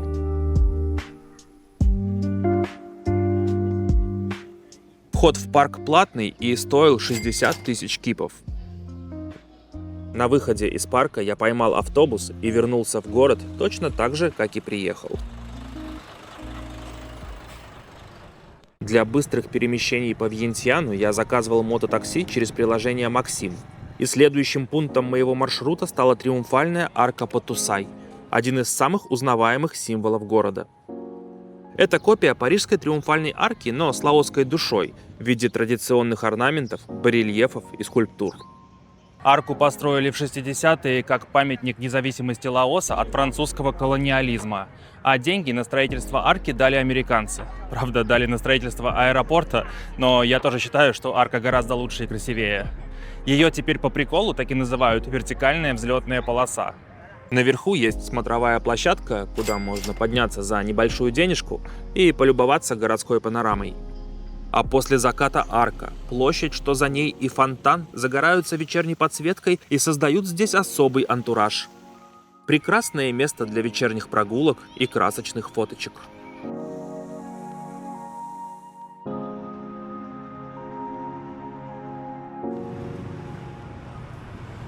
Ну, как будто бы немножко даже страшновато. Вроде центр города, время только 7:30 вечера, а улицы вообще пустые, никого нету. Куда все резко делись? И какие-то такие сомнительные личности мимо шатаются. Интересно, удастся мне опиздюлиться сегодня или нет? Оказывается, после заката горожане и гости города стягиваются на набережную реки Меконг и на прилегающие к ней улочки. С наступлением темноты это место заметно оживает. Загорается вечерняя подсветка. Уличные кафешки наполняются людьми, а тротуары – палатками с уличной едой и разными товарами.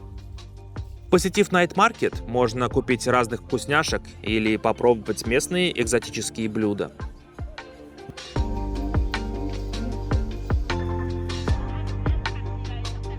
Вдоль набережной в это время появляется большой рынок с разной одеждой, сувенирами и другими товарами. А через дорогу, прямо возле реки, гуляющих по набережной жителей и гостей города начинают подманивать огни уличных кафешек и простеньких аттракционов для детей. Лен, расскажи, а куда мы едем сейчас? Слушай, мы едем сейчас с тобой в деревню. Вот, это Ван Вьенг, он находится по хайвею в 100 километрах от столицы. У нас не так давно построили замечательную дорогу, мы долетим с ветерком. Вот. И там потрясающая природа. То есть это городок, который находится в горах. Очень много голубых лагун, воздушных шаров, парамоторов, рек. Можно там залазить в пещеры, купаться. Ну, то есть такой прям природный кайф. И мы Ты вот сейчас там едем. живешь, да? Да, я живу там уже около 2 лет. В какой-то момент, собственно, ресторан — это, конечно, хорошо, я его очень люблю. Вот, но я устала. То есть я эти 8 лет я делала все, в принципе, сама, начиная от меню, там, фотографировать его, не знаю, верстать, там, обслуживанием гостей, развоза продуктов, там, покупки. Ну, короче, все мы изначально, как бы, когда начинали, мы делали все сами. И вот это вот все равно... Я очень долго работала сама в зале, на кухне и так далее, и я утомилась, что.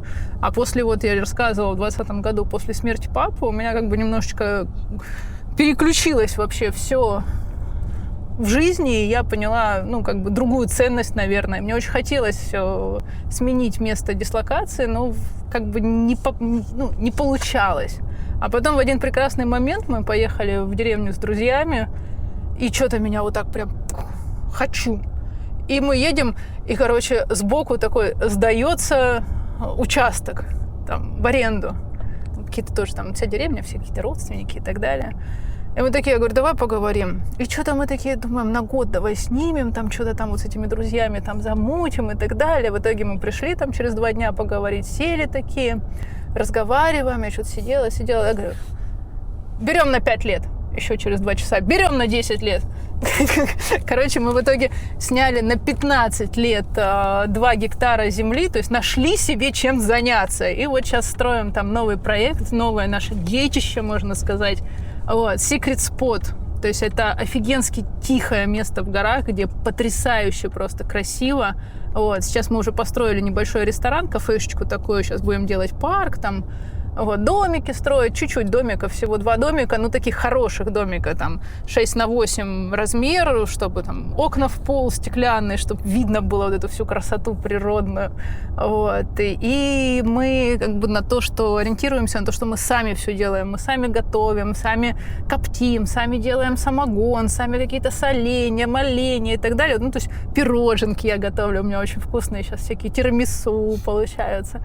Вот. И вот, собственно, собственно, так и живем, просто в кайф, просто в радости. Я большую часть времени провожу в гамаке. То есть моя жизнь, она сейчас вот в основном в гамаке.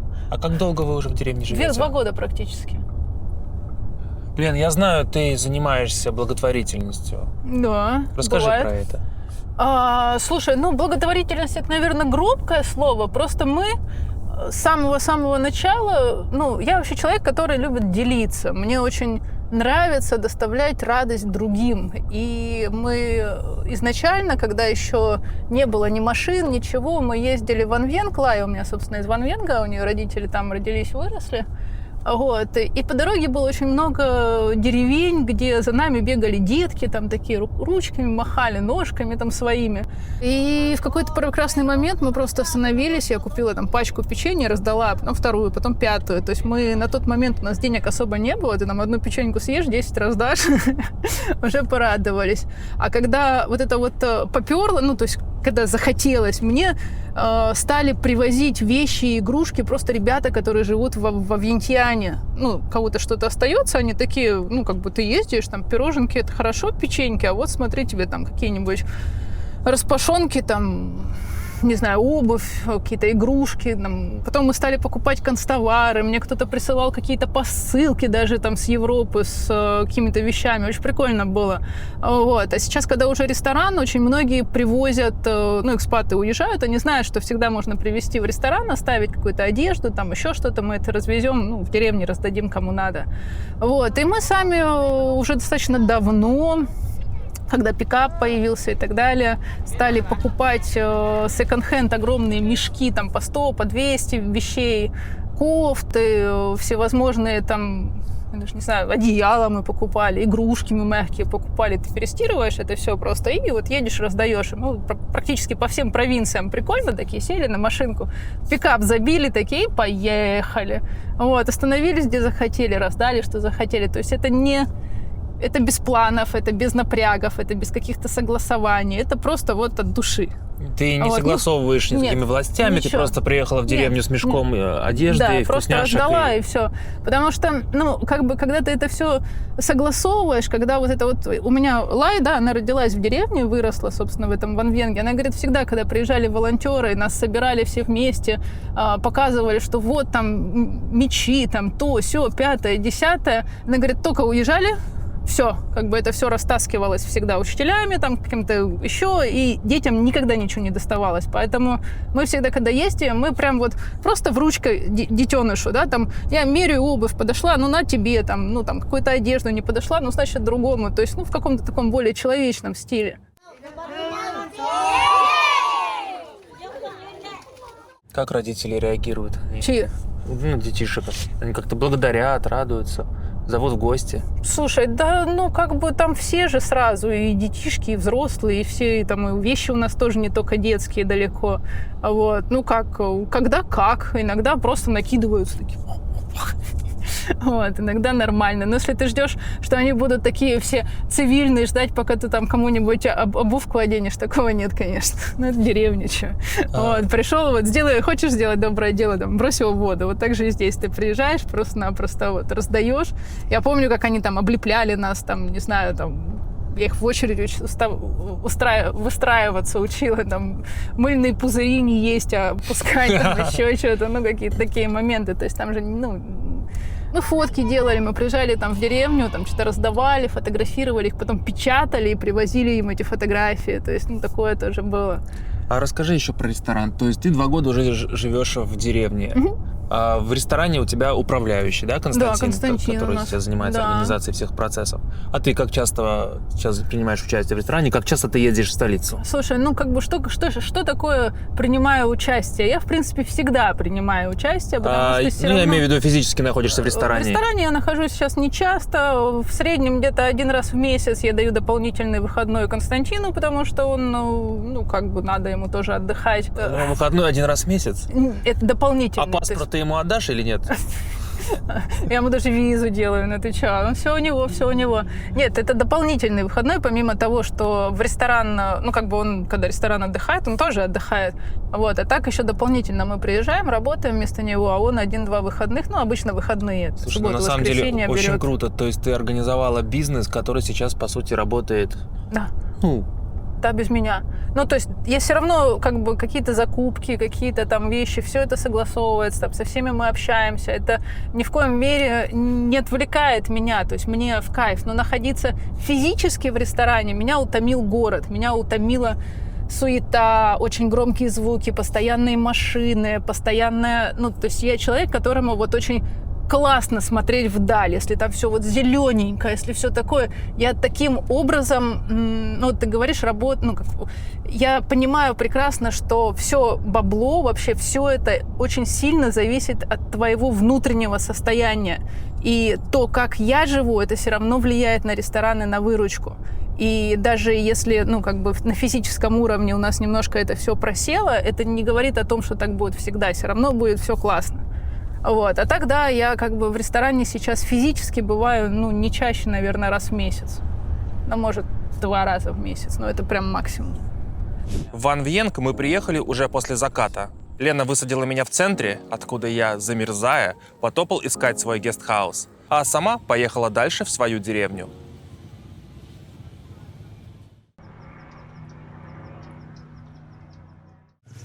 Вот такая температура сейчас в Ван Вьенге.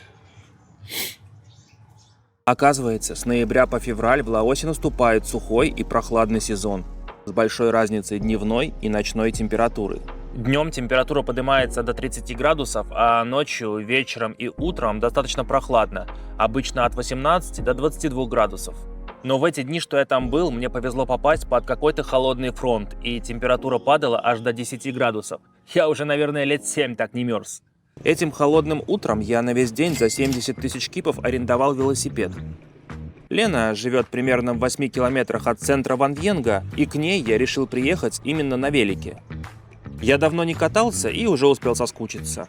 Ну и такой способ передвижения – это уникальная возможность насладиться невероятной красотой здешних гор.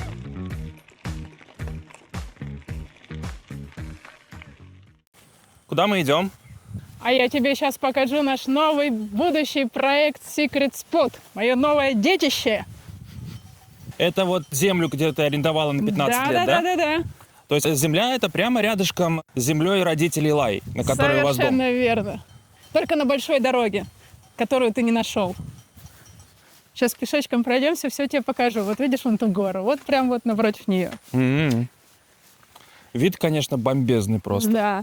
Эти вот все провода, это мы тоже сами тянули, чтобы у нас было электричество, потому что в доме, в котором мы живем, ты видел, он находится посреди рисовых полей, просто в центре, там не было ничего. Нам пришлось колодец копать, чтобы вода была, электричество самим проводить. Вон, видишь, ставили провода, столбы эти ставили, все сами. Но теперь у нас цивилизация, вдали от цивилизации. Красивенько, хорошо, чистенько. Мне нравится. Ну, до города тут буквально, наверное, минут 15 вам, да, на машине? На машине, да, минут 10-15, тут недалеко. Но, опять-таки, мне даже до столицы час, там, 1,5 часа на машине недалеко. Если вдруг что-то надо за продуктами или еще что-то. У меня ребята много чего покупают в ресторане. Просто приезжаем, забираем. У меня там куча морозилок. Здесь будет парк.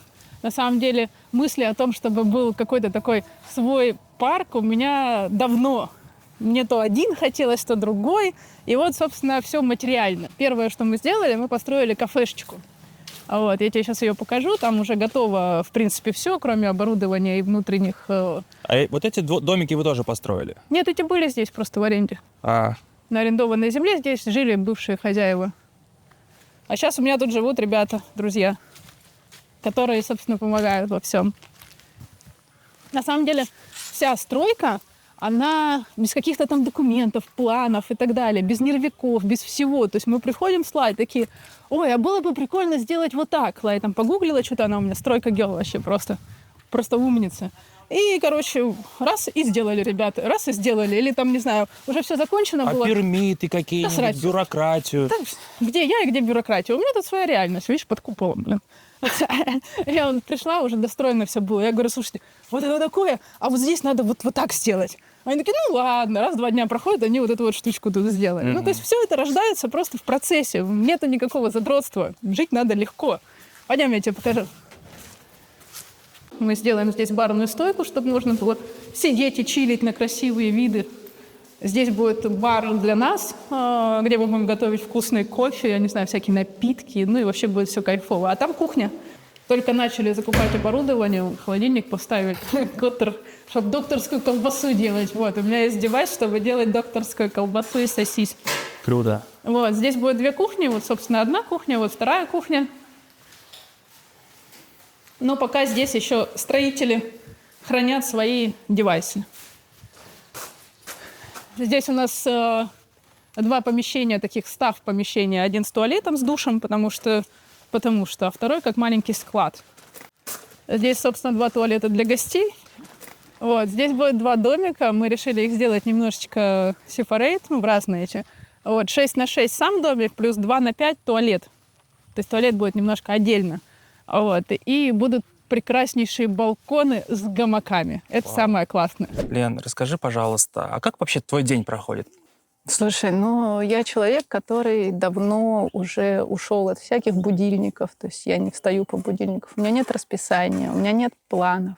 Я считаю, что мой штаб и мое место работы — это гамак. Чем круче я буду себя чувствовать, тем мир лучше отреагирует, и у меня будет больше ништяков. То есть я уже построила свою жизнь так, что мне нужно работа в том, чтобы ею наслаждаться. Я живу в гамаке. Большую часть времени я провожу в гамаке. Гамак — это мой штаб. Такой штаб нереальной реальности, где я чувствую себя свободной и режиссирую, так сказать, этот мир, свой мир, чтобы все было в нем классно. И у меня здорово получается. Мы сейчас находимся в вашем доме, да? Да, это дом. Мы построили его как дачный 5 лет назад, и буквально 3 года назад пристроили вот эту террасу. Там внизу кусок нашей спальни. То есть, мне было мало места 4x4, как лаосцы любят строить. Мы достроили себе, сделали большую спальню. Вот, и склад, где, собственно, хранятся там разные вещи. И вот задумка всего этого, кроме спальни, это еще и крыша, куда можно терраса приходить и любоваться горами, рассветами, закатами и просто чилить кайфово в гамаке. Дом вы построили на земле родителей Лай, да? Да. Лай с этой деревни. Мы находимся в Анвьенге, это около 10 километров от центра. Вот, в деревне у родителей дом, в котором родилась и выросла Лай, и вот, собственно, ферма. Она достаточно большая, тут несколько гектаров. Когда в ковид закрыли границы, и мы поняли, что в городе очень жестко, ты не можешь выйти, не можешь зайти, ничего, мы решили, что у нас в деревне должно быть место, куда бы мы могли приехать, где будет горячая вода, где будут нормальные полы, где можно будет просто самостоятельно в кайфе проводить время. И вот мы построили такой дом, нам его сделали буквально за 3-4 месяца. Мы заплатили на тот момент $16 000 за него, то есть это без этой крыши, а просто 8x8 дом со всеми работами, со всем, обычный лаосский дом, как фермерский такой дом, но с комфортом. И мы сюда первое время приезжали исключительно на выходные, либо когда совсем грустненько, то есть чтобы просто 2, 3, 5 дней отдохнуть, а потом обратно в столицу работать в ресторане Вот. А 2 года назад мы сюда полностью перебрались, предварительно построив себе спальню, потому что было слишком мало места в доме 8x8 для 2.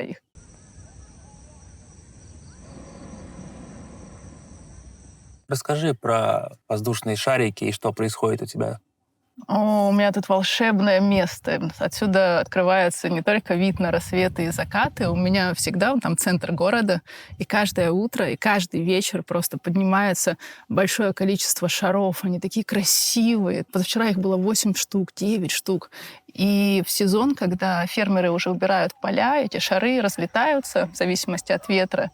И в прошлом году, и в позапрошлом, и каждый год, и скоро опять начнется, нередко сюда прям залетают. Ты сидишь тут в гамаке, и на тобой раз, и шар прилетел. И прям к тебе сюда раз, и приземлился. Не волшебно ли? Они такие разноцветные, вообще просто. Ты сидишь и тащишься от этого мира. Это все волшебное. Ребят, мне одному кажется, что Лена похожа на Леху Щербакова. А, у меня такие были комментарии. Да. Я не знаю, кто такой Леха Щербаков, но я прям гуглить пошла, когда мне там 5-й человек сказал, блин, Я такая, ну ладно, пойду посмотрю. Там такой парниша, не знаю, о чем он разговаривает, о чем он рассказывает. Ну, примерно то же самое. Ну, стрижечка! Да, особенно в очках вот в этих. И нос такой же, очень похож. Ну ладно, буду Щербаковым. Это, знаешь, хоть горшком назови, только в печку не ставь. Вообще побою. Лен, у тебя ресторан, у тебя тут стройка идет, а ты мне про гамаки заливаешь. Расскажи про работу, про свою. Так это и есть моя работа. Моя работа — быть счастливым. И все само собой складывается. Офигенчик. Я же говорю, у меня построено уже все, чтобы просто жить в раю. И чем чище внутреннее состояние, чем круче все тут. Ну смотри, вот они работают. Первые там стройки у меня были. Я бесилась. Я постоянно там что-то находила, какие-то косяки, там то, сё, 5-е, 10-е. И что? Что я из этого получила? Постоянное внутреннее раздражение, постоянный трэш внутри, который отзывался мне всячески внешне. Мир — это зеркало. А здесь я не парюсь. Вот у меня есть брат Лай, который за этим всем следит и контролирует, и я ему доверяю. Я доверяю ему, он строит. Лай там что-то ему показывает, рассказывает. Я говорю свои какие-то предпочтения, они их реализуют. Все, зачем переживать, зачем париться, зачем нервничать? То же самое с моим приветом. У меня там восхитительный менеджер, у меня офигенский стаф, я им верю.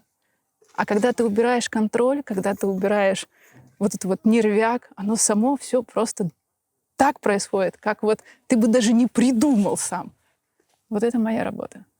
Моя работа в спокойствии. Ван Вьенг – это небольшой городок в центральной части Лаоса с населением около 25 тысяч жителей. Его окружают зубчатые карстовые горы, изумрудные рисовые поля, пещеры и бирюзовые лагуны. Город, по сути, представляет из себя одну большую туристическую улицу вдоль реки с кучей кафешек и гестхаусов, по которой снуют стаи туристов со всех стран мира. А оплотом цивилизации на центральной улице является его величество 7-Eleven. Ван Вьенг раньше был известен как тусовочная столица Лаоса. Сюда приезжали всякие иностранные абрыганы, бухали и, как не в себя, жрали свободно продающуюся тут в барах запрещенку. В разном таком состоянии они на шинах от КамАЗа сплавлялись по реке. И в какой-то момент власти Лаоса заметили, что они все чаще и чаще стали самоубиваться по неосторожности, утопая в этой самой реке. Ребятишки приехали и кончают с собой на свежем воздухе. Скандал с пьяными утопающими туристами завирусился и даже дошел до мировых СМИ, после чего власти более-менее навели в городе порядок.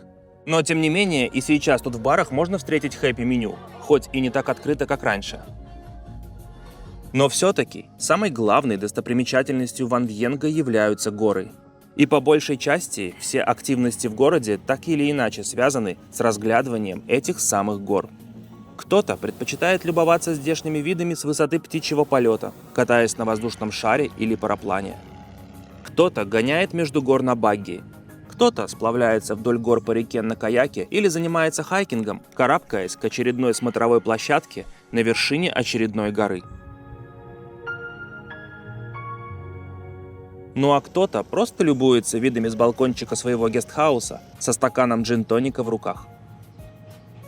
На центральных улочках города можно найти десятки экскурсий с самыми разными активностями.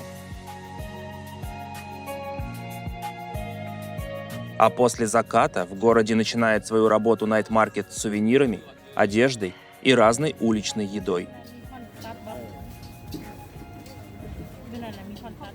В окрестностях Ван Вьенга на вершинах гор полно смотровых площадок, до многих из которых можно дойти пешком. Это всего несколько километров от центра города. Давайте расскажу, как я поднимался на одну из них. Не то, чтобы я специально выбирал, куда лезть и что-то заранее планировал. Я просто проснулся, выпил кофе в 7-Eleven и пошел, куда глаза глядят. По пути я увидел указатель к первому попавшемуся вьюпоинту и потопал туда. Согласно табличке, смотровая площадка находится на высоте в 650 метров, а за проход в самом начале тропы нужно было заплатить 20 тысяч кипов. Мне всегда нравился хайкинг или пешие походы в горы, и за время жизни на Филиппинах я успел подняться на множество вершин. Идешь себе не спеша наедине с природой, любуешься видами, есть в этом что-то медитативное. Вот и в этот раз я был бодр, решителен и полон предвкушения. Подумаешь, очередная вершина, сколько их уже было? Но этот подъем, если честно, оказался не из легких. Я шел все выше и выше, а таблички подсказывали, сколько метров осталось до вершины. 350 метров еще. Может тут остаться. Вроде и так красиво.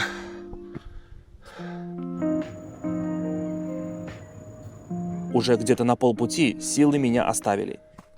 Я немного отдохнул в беседке, и нужно было идти дальше. —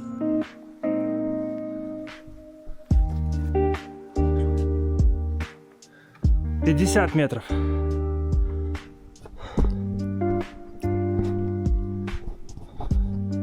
Нормально, открылось второе дыхание.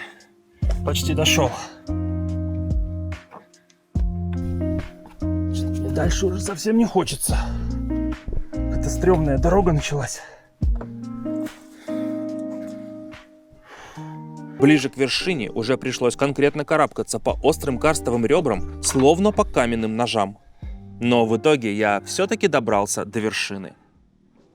Прикол, а тут наверху магазин.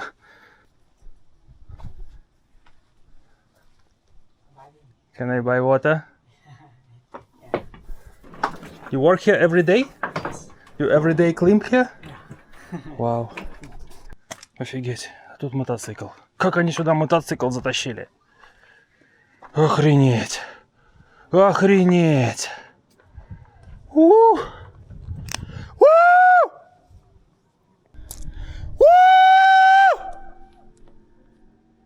На вершине гордо развивался флаг Лаоса. Не весть каким чудом тут оказался мотоцикл, а перевести дух можно было в беседке. Но самое главное – это поистине инопланетные виды, которые отсюда открывались. Мне трудно передать словами и показать на камеру всю красоту этого места, но поверьте мне на слово, таких красивых гор я никогда в своей жизни не видел. Подняться – это полдела. Теперь еще нужно было спуститься вниз.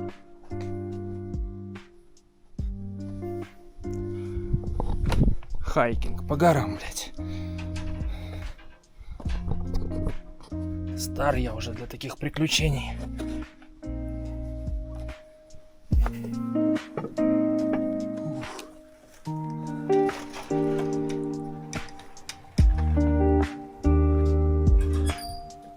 Ура, спустился. И даже ногу не сломал. Офигенный маршрут, мне очень понравился. Поход и вправду был очень интересный. Бай-бай. Уставший, но довольный, я потопал обратно в город, в свой гестхаус. Ты сказала, что ты приехала в Азию с котлетой денег, а когда мы записывали в ресторане, ты сказала, что вы были нищебродами и стартовали с 300 баксов. Что-то какая-то нестыковочка. Деньги-то заканчиваются, но время-то идет. Мы же гуляем, отдыхаем, путешествуем.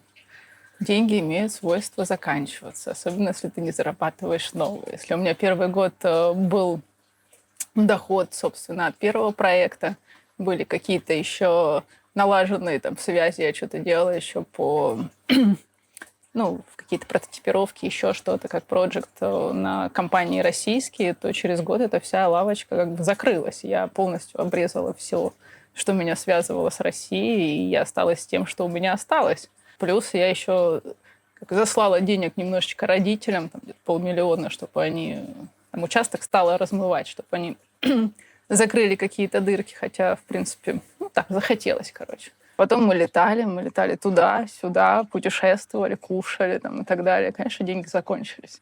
Но мы очень долго пытались какие-то сюда инновации преподнести. У меня были проекты с телекомовские проекты с терминалами оплаты, были проекты с попыткой там, делать сайты, снимать виртуальные туры, вот это вот все где-то около.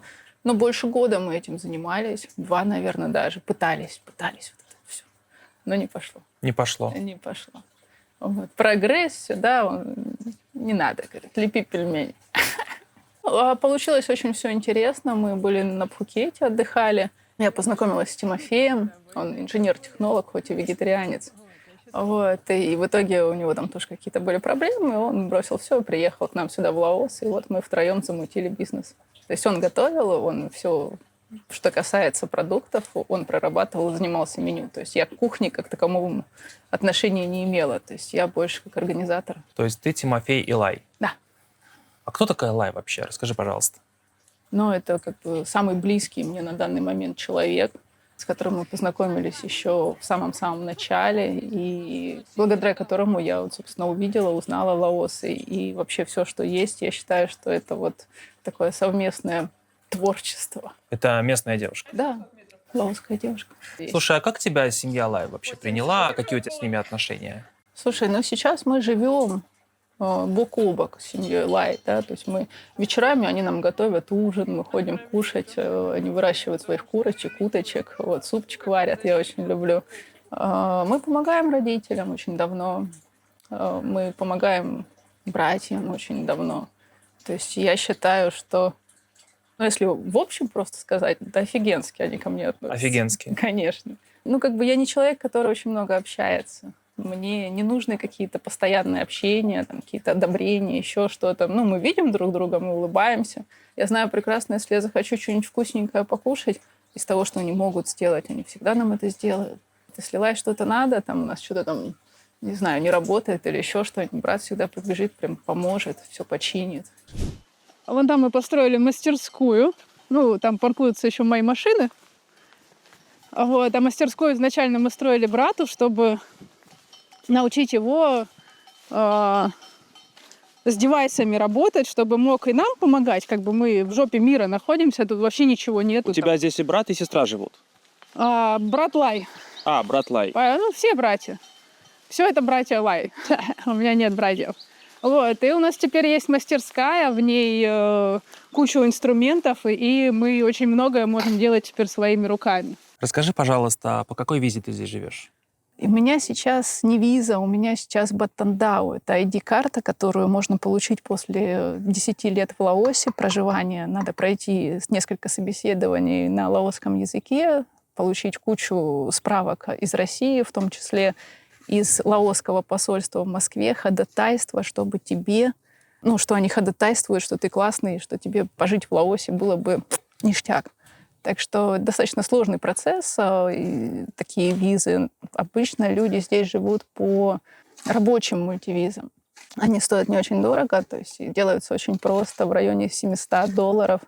Ты можешь получить годовую мультивизу с work-пермитом, stay-пермитом, выезжать, въезжать, ну, то есть всячески. А ты для этого должен работать? Нет, ты ничего не должен делать, никому ты ничего не должен здесь. В Лаос, вот он тем и прекрасен, что здесь все свободно.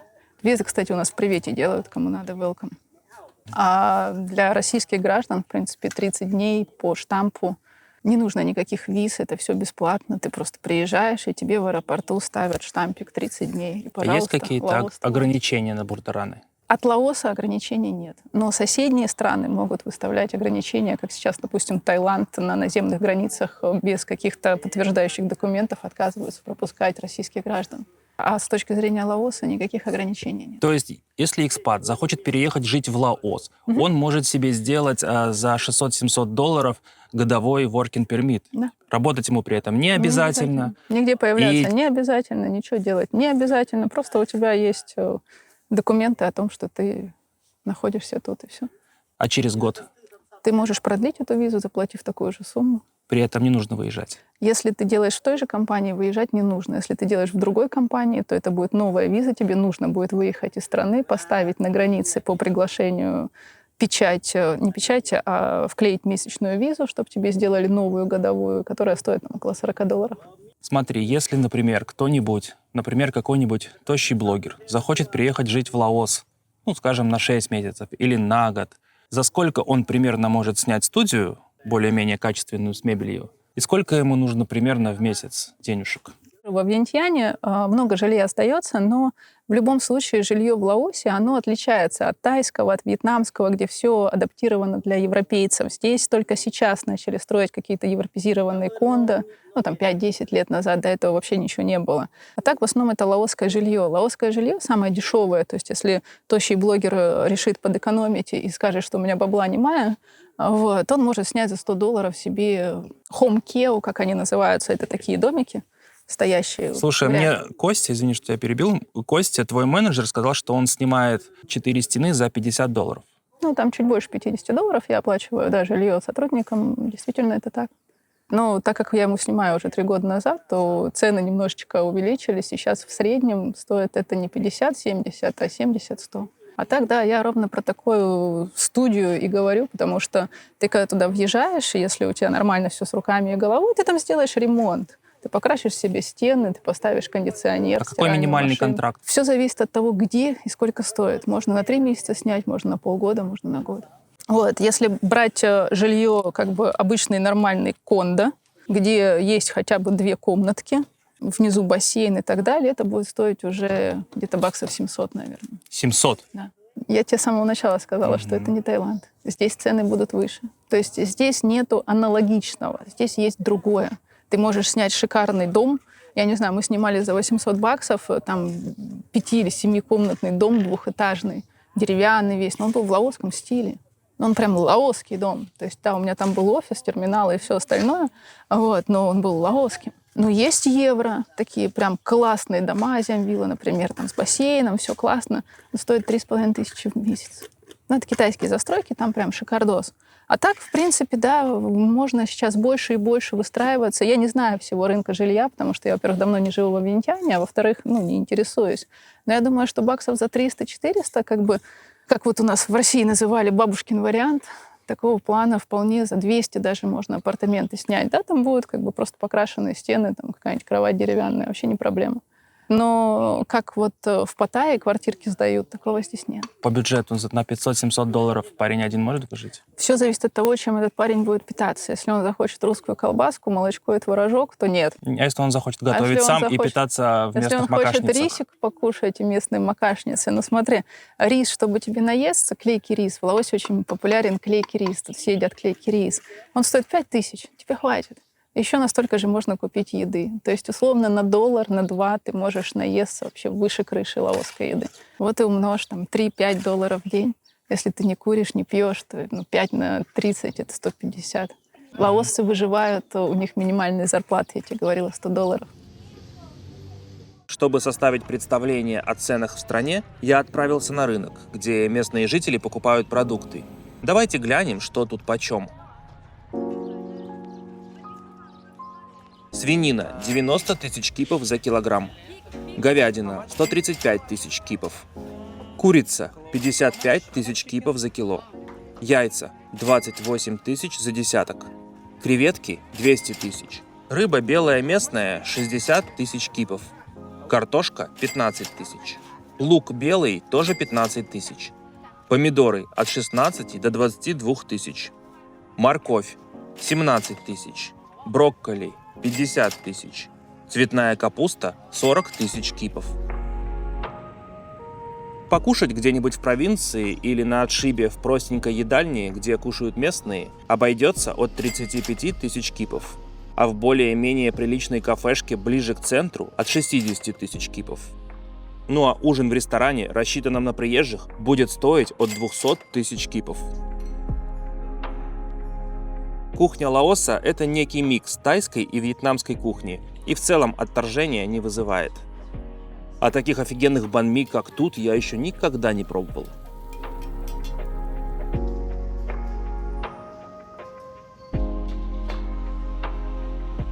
Рынки в Азии, там, где не ходят туристы, это отличная возможность лучше понять быт местных жителей. В Ван Венге я специально зашел на тот рынок, где закупаются обычные лаосцы. И, если честно, немножко удивился, в общем. Я-то думал, меня уже ничем не удивишь, но вот этот рынок смог. Помимо привычного набора продуктов, тут были лягушки, какие-то черви, всякие бурундуки, крысы, белки, летучие мыши.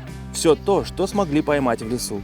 А знакомая местная барышня рассказала, что вся эта дичь еще и стоит дороже, чем обычные свинина и курица.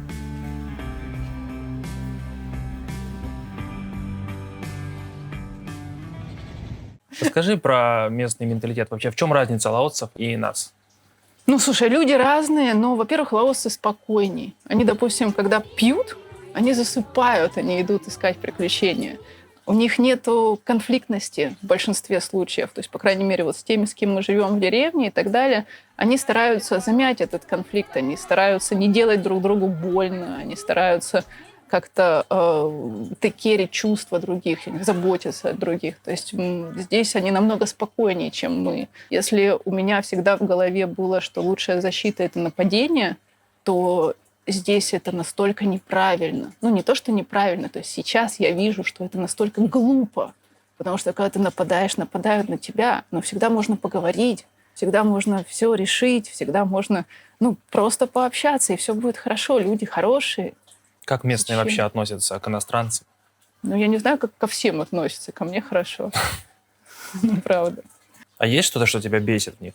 Может, какая-то медлительность? Слушай, раньше-то, конечно, меня много чего бесило. То есть, вообще даже не оговаривается. Особенно по самому началу, когда ты вот со своими вот этими вот планами в голове, которые вот у меня там 8 отделов работали, ту-сю-ту-ту, и здесь ты приходишь, говоришь, там, не знаю, дом построили, уберись или еще что-нибудь, а они... И, конечно, это бесило. А сейчас я понимаю, что они просто не знают, они просто не умеют, они просто не догадываются. Я иду и показываю, 1, 2, 3, объяснила, 4, она умница, все помыла, и все хорошо получилось. То есть я нашла, как выходить из этих ситуаций без внутренних беспокойств, потому что от того, что я буду нервничать, никому вообще лучше не будет. Ну, мне не будет, а им пофиг. Его зовут Люксин, в переводе на русский это фрикаделька. Да. Он живет с нами уже почти 12 лет, но больше 11. После того, как я побывал у Лены в гостях, из Ван Венга я поехал в следующий город. Это город Луанг-Прабанг. На местном тук-туке, который больше похож на большую маршрутку, я доехал до железнодорожного вокзала. Наши друзья-китайцы построили здесь скоростную железную дорогу, и теперь на поезде, в комфорте, можно проехать весь Лаос и уехать в Китай. Билеты я заранее купил через специальное приложение LCR. Их можно оплатить картой Visa или UnionPay. Ну а если у вас нет иностранных карт, то купить билет на поезд вам помогут местные помогаторы. Разумеется, взяв за это свою комиссию. В общем, уже через час я был в Луанг-Прабанге.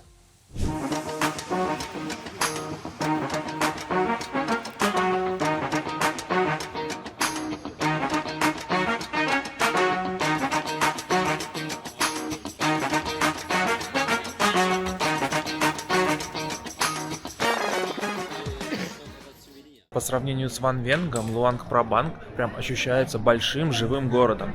Здесь чистые большие тротуары, огромный найт-маркет, огромная прогулочная улица. В Луанг-Прабанг я приехал уже после заката и сразу попал на ночной рынок. С наступлением темноты центральные улицы города буквально превращаются в одну большую ярмарку с сотней навесов, сооруженных уличными торговцами, огнями уличных кафешек, магазинчиков и фудкортов. Пришлось кофту купить, потому что по ночам сейчас в Лаосе очень холодно. Вы знаете, это, наверное, один из самых колоритных, атмосферных и больших найт-маркетов, что я видел в Юго-Восточной Азии. Здесь продают все, от местных хендмейд украшений и сувениров до ярких тканей, лаосского бухлишка и уличной еды, пройти мимо которой достаточно трудно.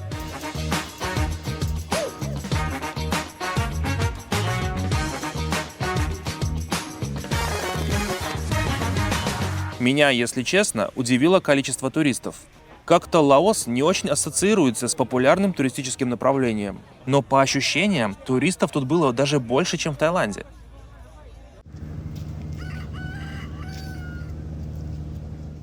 Луанг-Прабанг – это старинный город в северной части страны, расположенный на пересечении рек Меконг и Намкхан, с населением около 50 тысяч человек.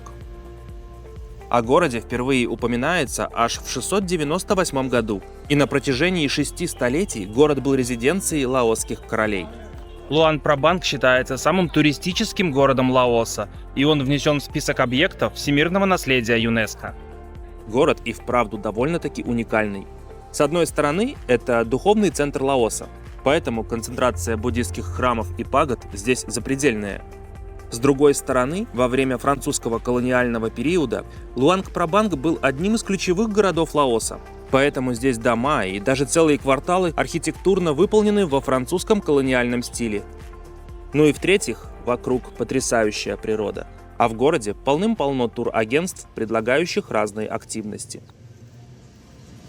А с точки зрения безопасности, насколько безопасно жить в Лаосе, если ты иностранец? Ну, я никогда не сталкивалась ни с какими конфликтами. Ни ты, никто из твоих знакомых не сталкивался с какими-либо Слушай, ситуациями там, с полицией, с драками, что-нибудь такое, Конечно, с воровством? сталкивались. Ну, конечно, сталкивались.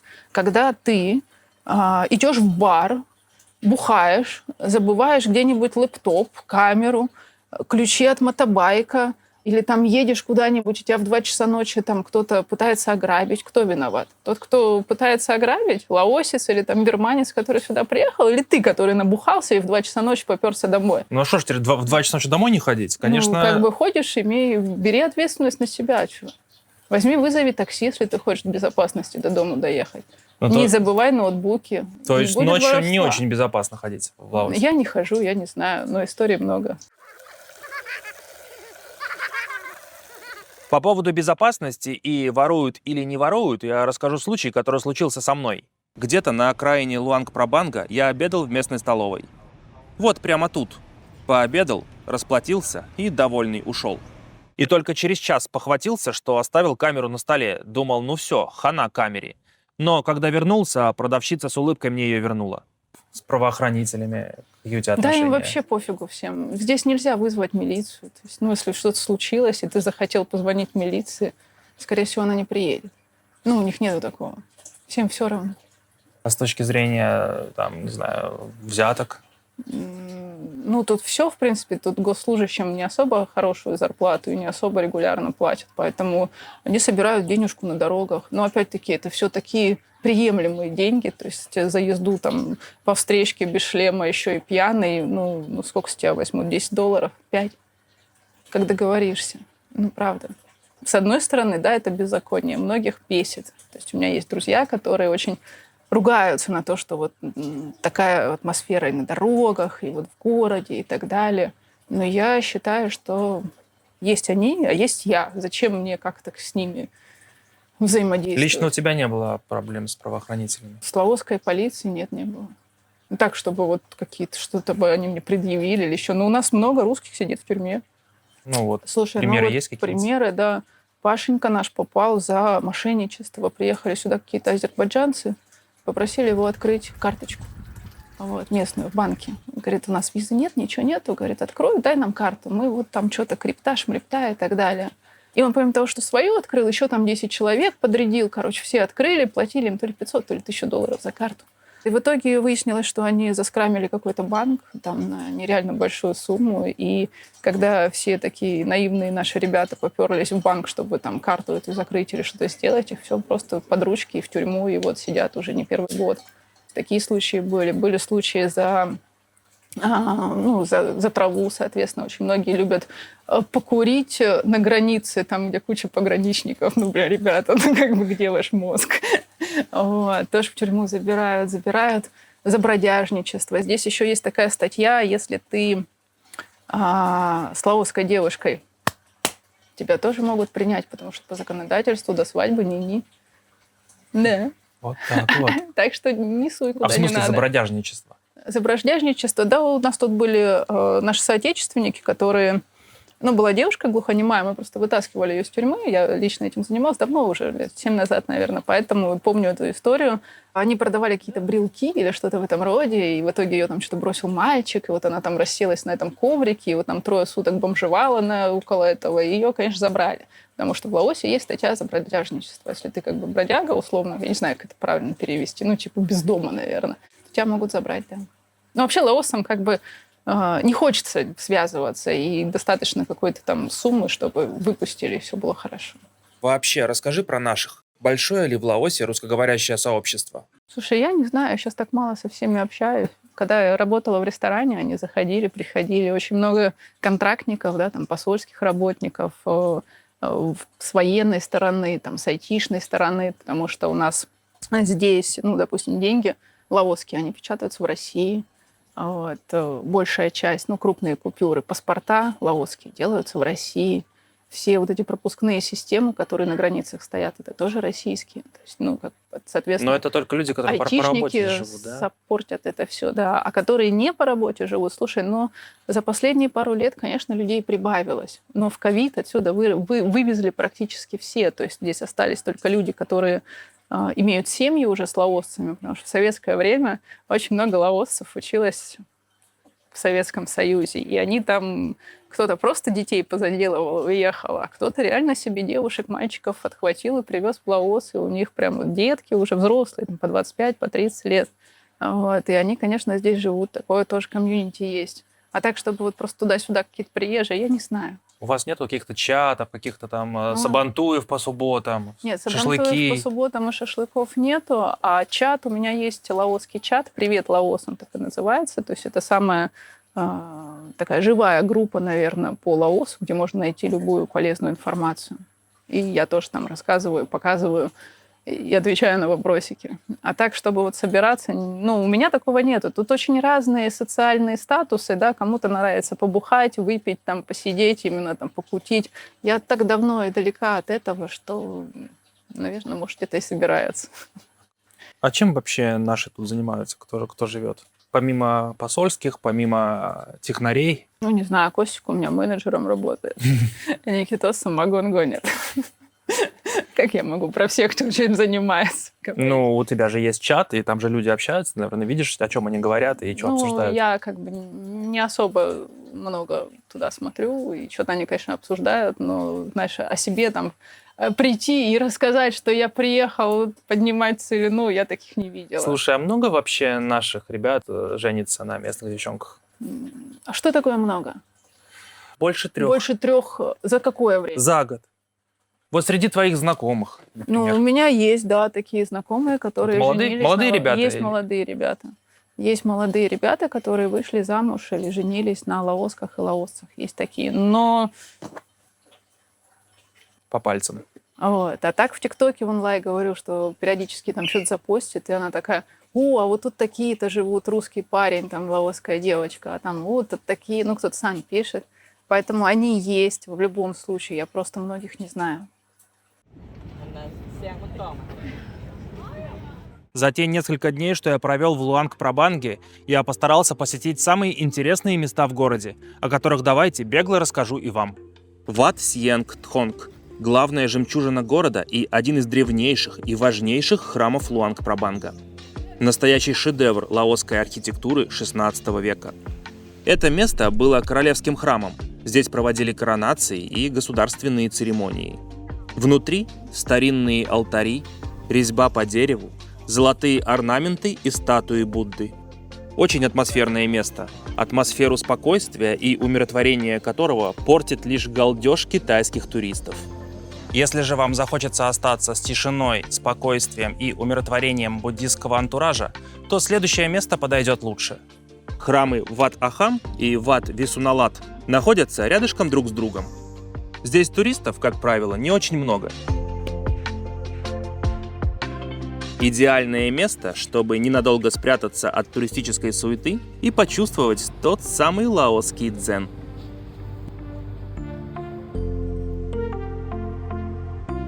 Еще тут расположен небольшой музей с древними статуями Будды. Это одно из самых исторически значимых мест города И отличный пример ранней лаосской архитектуры. Чтобы добраться до следующего места, придется нормально так ножками походить по ступенькам, лавируя между стаями китайских туристов. Это гора Пхуси, священная возвышенность прямо в центре Луанг-Прабанга. Во время подъема будут встречаться разные религиозные инсталляции, а на самом верху – смотровая площадка с офигенным видом на весь город и на реку Меконг. Великолепное место для фоточек на память. Нужно лишь поймать момент, чтобы просочиться к камню, на котором все фоткаются, пока там не будет китайских туристов.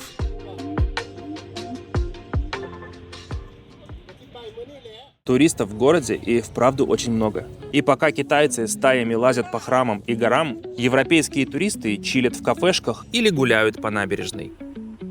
На берегу реки уютная набережная со скамеечками. Кто-то тут просто неспешно прогуливается. Кто-то встречает закат или любуется проплывающими по реке кораблями в одной из бесконечной череды уличных кафешек. Ну а кому нет дела до речной романтики, стягиваются в местные бары.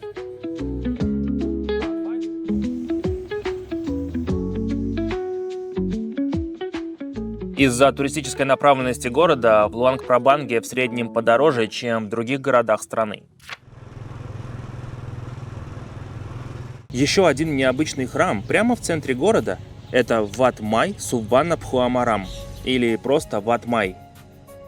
Это настоящий архитектурный символ города. Он расположен прямо у подножия горы Пхуси, рядом с Королевским дворцом. Так что пройти мимо достаточно трудно. Храм построили в конце 18 века, и он известен своим роскошным, почти что ювелирным внешним видом. Широкая крыша, спускающаяся к земле многослойными ступенями, и фасад, полностью покрытый золотыми барельефами, а внутри множество статуй Будды. Еще одно знаковое место в истории Лаоса – это Королевский дворец, который сейчас работает как национальный музей. Его построили в 1904 году для последнего короля Лаоса. А здание миксует в себе традиционную лаосскую архитектуру и французский колониальный стиль. Внутри можно увидеть королевские покои, тронный зал, старинную мебель, коллекцию лаосских артефактов и подарки иностранных государств. Но внутрь я так и не попал. Туда не пускают в шортах, и внутри нельзя было снимать на камеру. А если нельзя снимать на камеру, то и мне там делать было нечего. На территории также есть еще один храм, а иногда здесь проходят театрализованные представления по мотивам местного фольклора.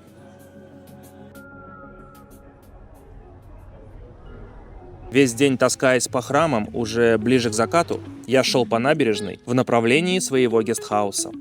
Через дорогу я заметил указатель к еще одной святыне, которую я, судя по всему, пропустил.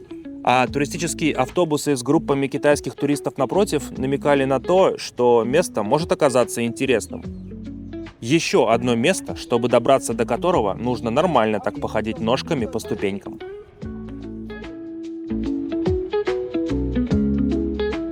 По пути было много статуй и буддийских инсталляций, а дойдя до конца, я поймал дежавю. Я же тут утром уже был. Это что получается? Я, дебилоид, залез на ту же самую гору, куда лазил утром, но только с другой стороны? Ну что же, вид отсюда точно стоит того, чтобы полюбоваться им еще раз. Проход во все интересные места в городе стоил 20 или 30 тысяч кипов. И лишь в Национальный музей билет стоил 60 тысяч кипов. Лена, резюме. 3 плюса и 3 минуса Лаоса как страны для переезда. Слушай, из плюсов здесь нетронутая природа, здесь красивое небо, здесь свобода и спокойствие для меня. А из минусов сначала я тебе скажу про то, что здесь для многих отсутствует цивилизация. То есть здесь людям, у которых детки, чтобы там отвести в какой-то кружок или какое-то дать им образование, здесь, конечно, с этим сложно. Именно вот досуг, как я наслышана, не очень богат и разнообразен. Да все ровно, что. Каждому свое, Сереж.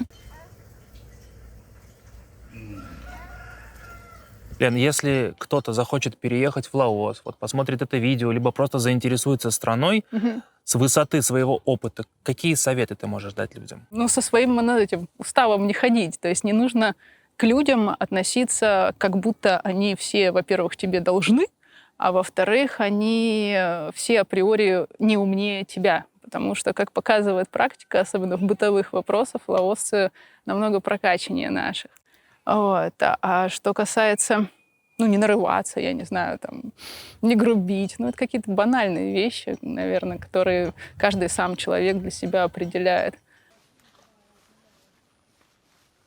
Ребят, у Лены есть свой канал на Ютубе. Если вам интересно посмотреть, как она живет, чем она живет, переходите по ссылочке, которая будет в описании, и оставлю вот здесь на экране. Да, а так другая реальность. Добро пожаловать в Лаос. Лаос будто отдельный, закрытый и малоизученный мир. Он далеко не совершенен. Это единственная страна в Юго-Восточной Азии, у которой нет выхода к морю. Но этот недостаток с лихвой компенсируется умопомрачительными пейзажами гор, рек, пещер и водопадов. Да, здесь слабовато развиты сервис и инфраструктура, но это окупается особой атмосферой, колоритом, своей экзотичностью и искренним дружелюбием местных жителей. Лаос – страна, которая не пытается тебе понравиться и не стремится угодить. Ты либо приезжаешь и принимаешь ее такой, какая она есть, со всеми ее несовершенствами, либо едешь в привычные и комфортные для тебя Таиланд или Вьетнам и никогда не почувствуешь этот особый, размеренный, деревенский вайб Лаоса.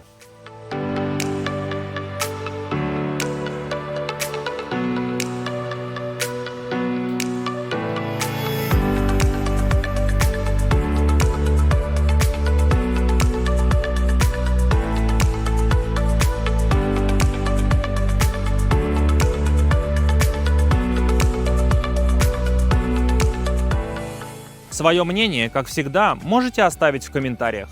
Спасибо, что посмотрели это видео до самого конца. Всем удачи и всем мира!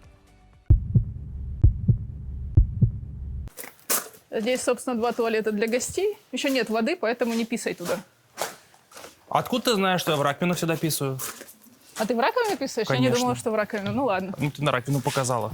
Но там туалет есть с унитазами. Я смотрю вглубь. Вот. Просто я высокий, мне так целиться Тебе легче. удобно, да? Ну ладно. Но воды все равно там тоже нет.